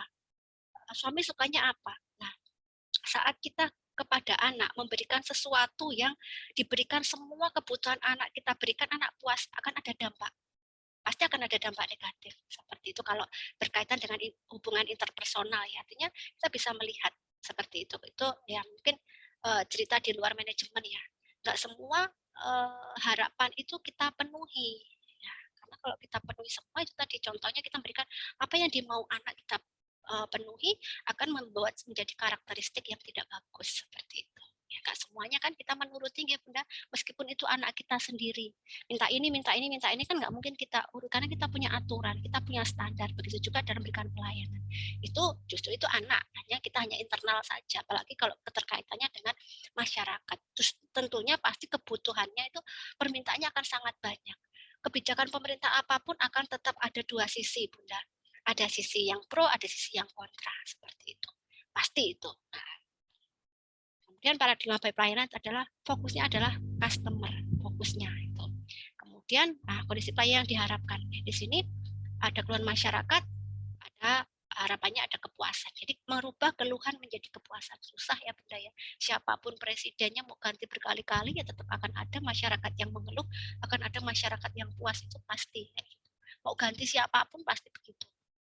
Kemudian di sini ada dukungan pemerintah, aparat pelayanan. Nah, di sini ada proses. Nah, proses ini harus ada dukungan juga. Dukungan dari pemerintah, karena kalau kita saja tidak bisa Bunda, karena kita butuh apa kalau harus ada dukungan. Untuk fasilitas, ya kita harus ada dukungan fasilitas, ada dukungan kebijakan juga. Nah ini juga kadang yang paling susah itu adalah kebijakan Bunda. Kadang seperti itu, kita intinya lah kebijakannya, aturannya seperti itu ya sudah kayak gitu. Ada protes tapi aturannya begitu gitu. Nah artinya kita nggak bisa karena kita tidak berwenang. Yang berwenang adalah pimpinan di atas. Kadang kita terbentur di SOP di situ. Ya. Dan selanjutnya keberhasilan pelayanan itu ada power, kekuatan, ada kemampuan, ada moral, ada integritas, ada tanggung jawab penuh, dan ada tindakan seperti itu. Jika menghadapi pelanggan itu ada self awareness, ada entusiasme ya, kemudian reform, value, immersif, dan care yang menanamkan kesadaran diri, berani dengan tulus, selalu berbagi pelayanan, berikan nilai tambah, berikan kesan positif. Kemudian ada kompetensi, kompetensi di sini salah satunya skill. Saat kita pasien puas kepada kita itu adalah skill. Contohnya kalau ada karyawan baru sama karyawan sudah lama, pastinya dia akan terampil yang lebih lama. Bukan berarti yang baru itu tidak bisa, tidak, karena keterampilan itu butuh proses. Jadi dengan adanya kompetensi itu merupakan salah satu indikator kepuasan. Ada kemampuan, pengalaman, keahlian, keterampilan, dan pengetahuan. Di sini akan memunculkan sikap, keunggulan, kualitas, wawasan, dan sebagainya. Ya seperti itu. Kalau sudah zaman dulu bidan sudah senior, orang pasti akan memilih seperti itu ya. Skillnya, dengan skill yang bagus pasti akan ada kepuasan. Kemudian pribadi prima, yaitu tampil ramah, tampil ceria, tampil yakin, tampil rapi, sopan, memaafkan, bergaul, belajar dari orang, pandangan yang wajar, senang pada yang wajar. Kemudian menyenangkan orang lain seperti itu. Nah, kita bisakah menjadi pribadi yang prima kira-kira? Bunda, apakah selama ini dalam memberikan pelayanan pasien itu selalu bisa tampil prima, Bunda? Pernah enggak ini tidak terpenuhi, Bunda? Dari semua ini kira-kira ada yang pernah tidak terpenuhi enggak, Bunda? Ada enggak, Bunda? Apa kita harus selalu seperti ini? Kan tidak, ada kalanya kita tidak bisa. Seperti itu. Gitu ya. Begitu. Jadi ya kita nggak selalu bisa tampil ramah, kita nggak selalu bisa tampil rapi. Ini adalah harapannya. Bagaimana kita memenuhinya, berusaha memenuhi. Nah, kemudian beberapa definisi profesional tentang mutu pelayanan kesehatan antara lain. Mutu pelayanan kesehatan adalah penampilan yang pantas dan sesuai yang berhubungan dengan standar-standar dari suatu intervensi yang diketahui aman, yang dapat memberikan hasil kepada masyarakat yang bersangkutan, dan yang telah mempunyai kemampuan untuk menghasilkan dampak ya pada kematian, kesakitan, seperti itu. Mutu ini tadi sudah ya kita bahas ya. Kalau tadi kan mutu pelayanan, ini adalah mutu kesehatan. Jadi berkaitan dengan apa itu tadi? Salah satunya AKI dan AKB. Indikatornya di situ. Pelayanan. Kalau kita bidan ya, artinya kaitannya dengan AKI dan AKB dan juga angka kesakitan. Seperti itu. Jadi menjadi indikator kita adalah mutu yang baik adalah ini tadi seolah-olah tidak tampak karena kenyataannya AKI dan AKB kita masih bertengger, belum ada perubahan. Meskipun di SDGs atau dari MDGs sampai SDGs, AKI AKB-nya juga masih stagnan di situ. Apakah itu kita memberikan pelayanan tidak bermutu? Kan tidak, karena ada hal-hal tertentu yang memang tidak bisa kita intervensi. Nah, dan untuk ini undang-undangnya berkaitan dengan mutu, kemudian mutu pelayanan kesehatan kan, pandangan pasien terhadap mutu, pandangan profesi terhadap mutu yang saya jelaskan di awal tadi. Ya pasien, kepuasan kita seperti itu. Nah, mutu pelayanan kesehatan dia menurut pasien ya tadi sudah ya, artinya adalah sesuatu semuanya ada kepuasan di dalam organisasi. Nanti bisa dibaca sendiri ya, arti mutu pelayanan kesehatan, kemudian pandangan pasien. Nah, ini pandangan pasien terhadap mutu. Kayak gitu. Kemudian pandangan provider kita terhadap mutu saya katakan tadi. Yang dikatakan puas, kita puas itu seperti apa?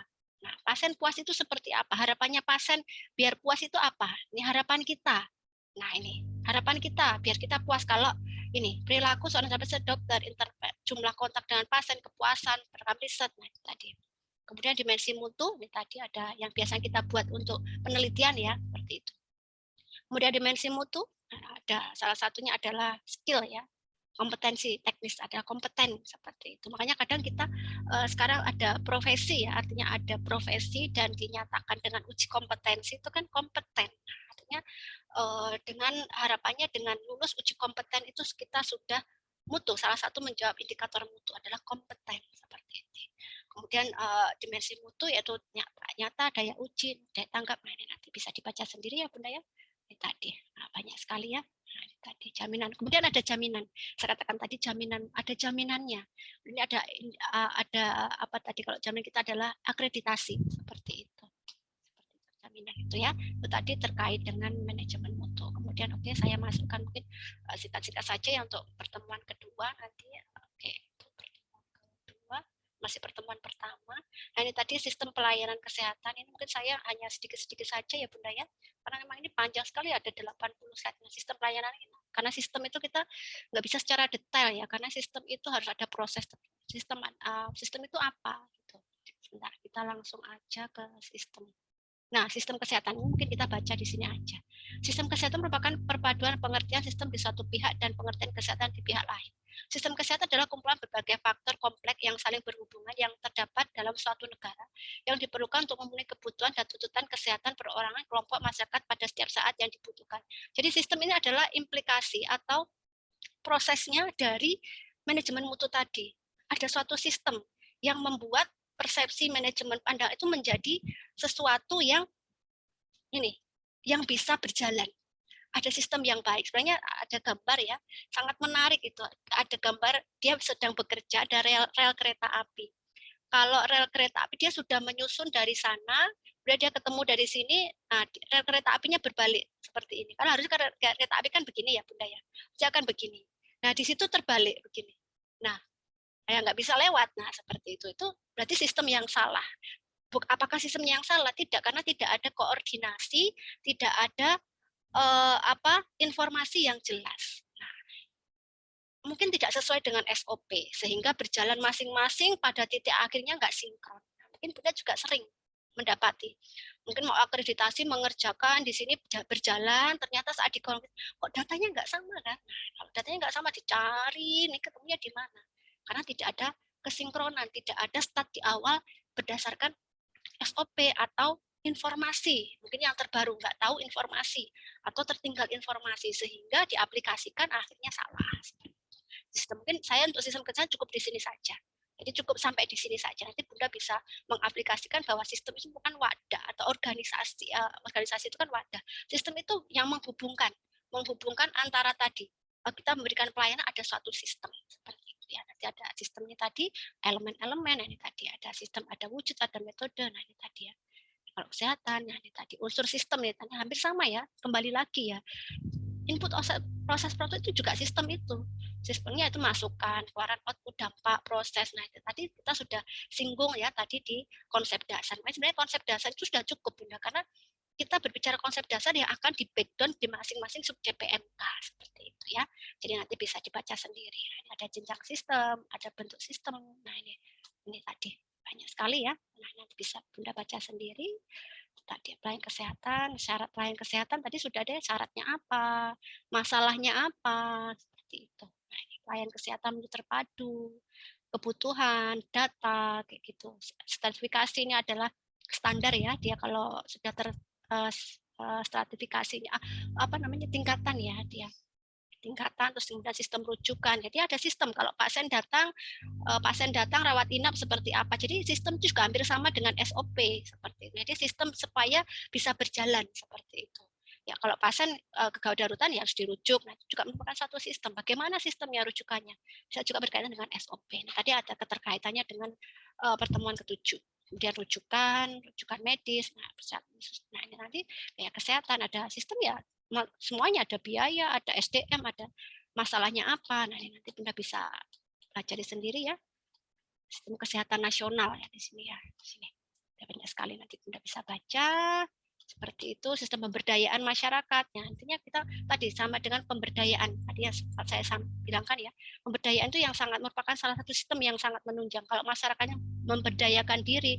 Dia tahu tanpa dia harus dioprak-oprak, diingatkan oleh tenaga kesehatan untuk menjaga kesehatannya sendiri ya, maka sistem itu 50% sudah berjalan. Artinya apa? Masyarakatnya sehat, nggak banyak keluhan, angka dengan masyarakat yang sehat artinya angka kesakitan juga menurun, seperti itu. Angka kesehatan menurun berarti angka juga menurun. Tapi ya agak susah ya karena negara kita berbagai faktor, negara geografis, saya katakan tingkat ekonomi, memang negara kita yang masih negara yang berkembang, belum negara maju, letak geografis seperti itu ya. Oke. Kemudian saya lanjutkan lagi satu lagi untuk pertemuan ketiga di sini kebijakan ya.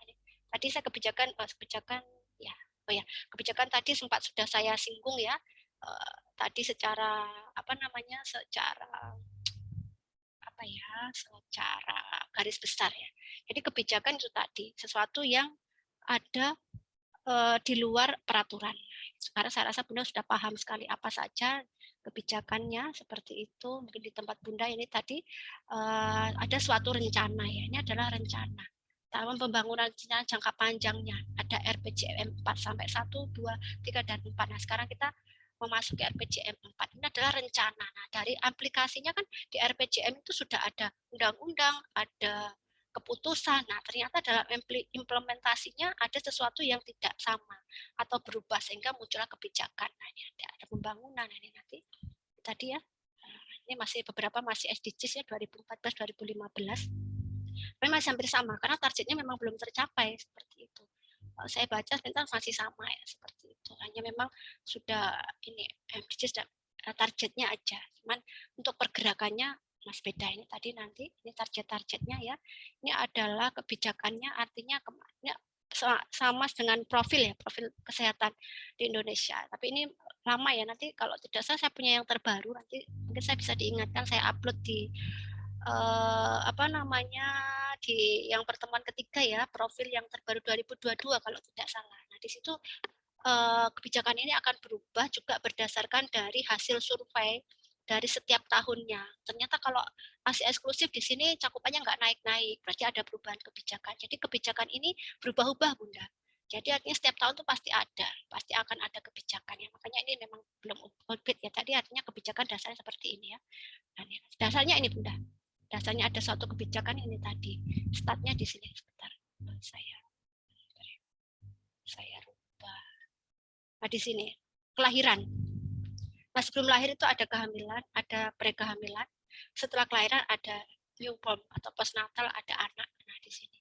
Nah di sini ada kematian anak, kematian BPL, lahir mati, kematian ibu. Nah dasarnya ini untuk menentukan kebijakan. Itu ya, ya. Ada kebijakan-kebijakan ya. Seperti itu nanti bisa dibaca sendiri ya. Intinya hanya ini cakupan, target cakupan seperti itu.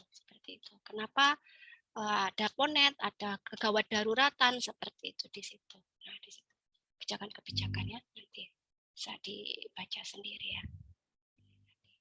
Ada jam persal, kemudian ada kebijakan operasional, ada kebijakan pasal 3, ada struktur organisasi, kemudian ada ruang lingkup pelayanan kebidanan karena kebijakan ya berkaitan dengan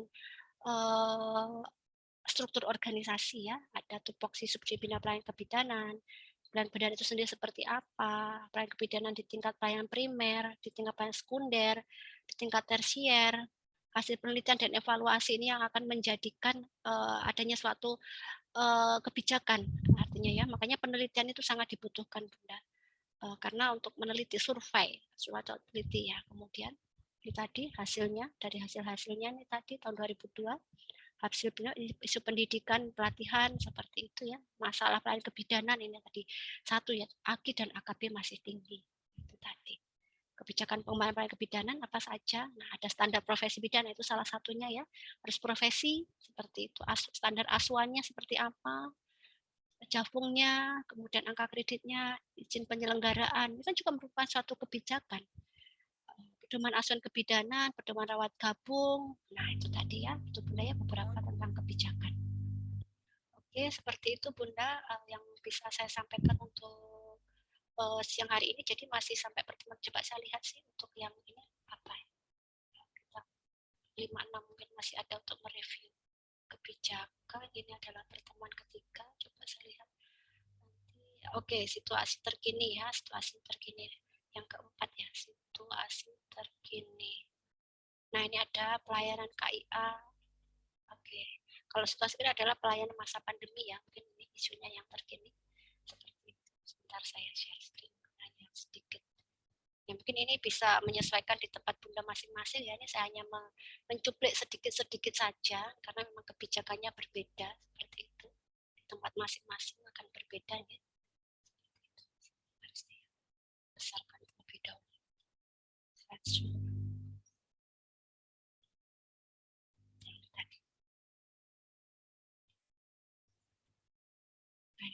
Nah, ini tadi saya katakan, nah, dari sini sebenarnya sudah cukup di sini dari bahwa ini adalah siklus daur kehidupan wanita yang ini adalah customer kita atau pasien kita, mulai dari pasangan usia subur, ibu hamil dan ibu menyusui, bayi balita, anak sekolah dan remaja, kemudian ini ada apa namanya?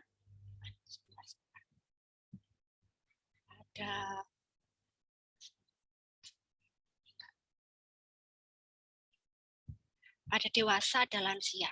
Yang selalu ada di sini apa, Bunda? Gizi, ya, status gizi itu selalu ada. Status gizi mulai dari wanita usia subur, artinya apa? Status gizi itu keterkaitan dengan apa? Status ekonomi. Status ekonomi kita kaitkan dengan apa? Negara kita masih negara berkembang, belum negara maju. Negara berkembang artinya apa? Rata-rata menengah ke bawah. Nah, itu kita bisa simpulkan. Apa artinya dengan pendapatan menengah ke bawah dikaitkan dengan ekonomi dan dikaitkan dengan status gizi? Sudah punya pandangan.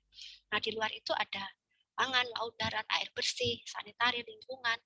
Nah, itu tadi akses pendidikan, kesehatan. Nah, artinya kalau misalkan orang bisa memenuhi semuanya, kalau dia tinggal di salah satu wilayah kumuh, dia dekat pabrik, dekat apa, pastinya dia juga akan mempengaruhi standar kesehatannya. Artinya seperti itu. Jadi tidak hanya kita saja, ibu dan anak, pelayanan yang kita berikan, meskipun dia mendapatkan ANC bagus, vitamin yang bagus, semua yang bagus, kebutuhan yang bagus, tapi kalau dia tinggal di daerah yang lingkungan tidak sehat juga akan berpengaruh seperti itu.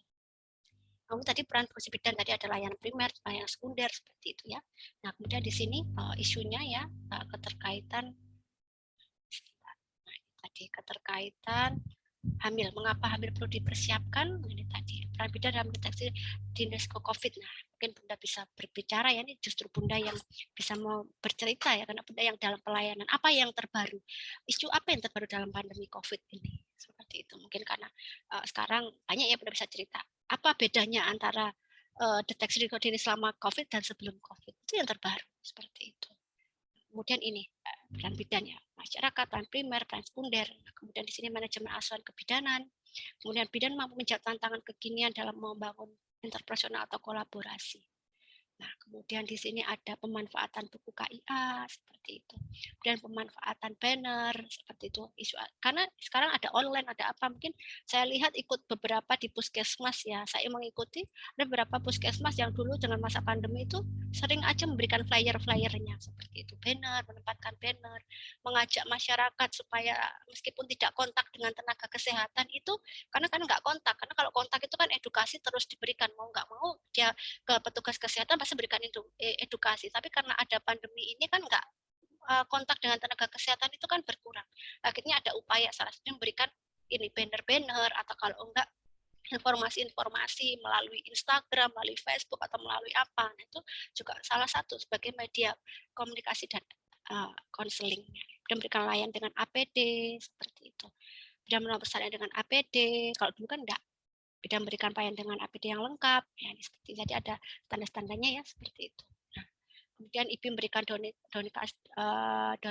donasi dan edukasi protokol pelayanan ANC pada hamil pada ibu hamil, kemudian pada ibu bersalin, kemudian pada ibu nifas, warga berencana, pada pandemi seperti itu ya. Nih, kemudian rekomendasinya apa?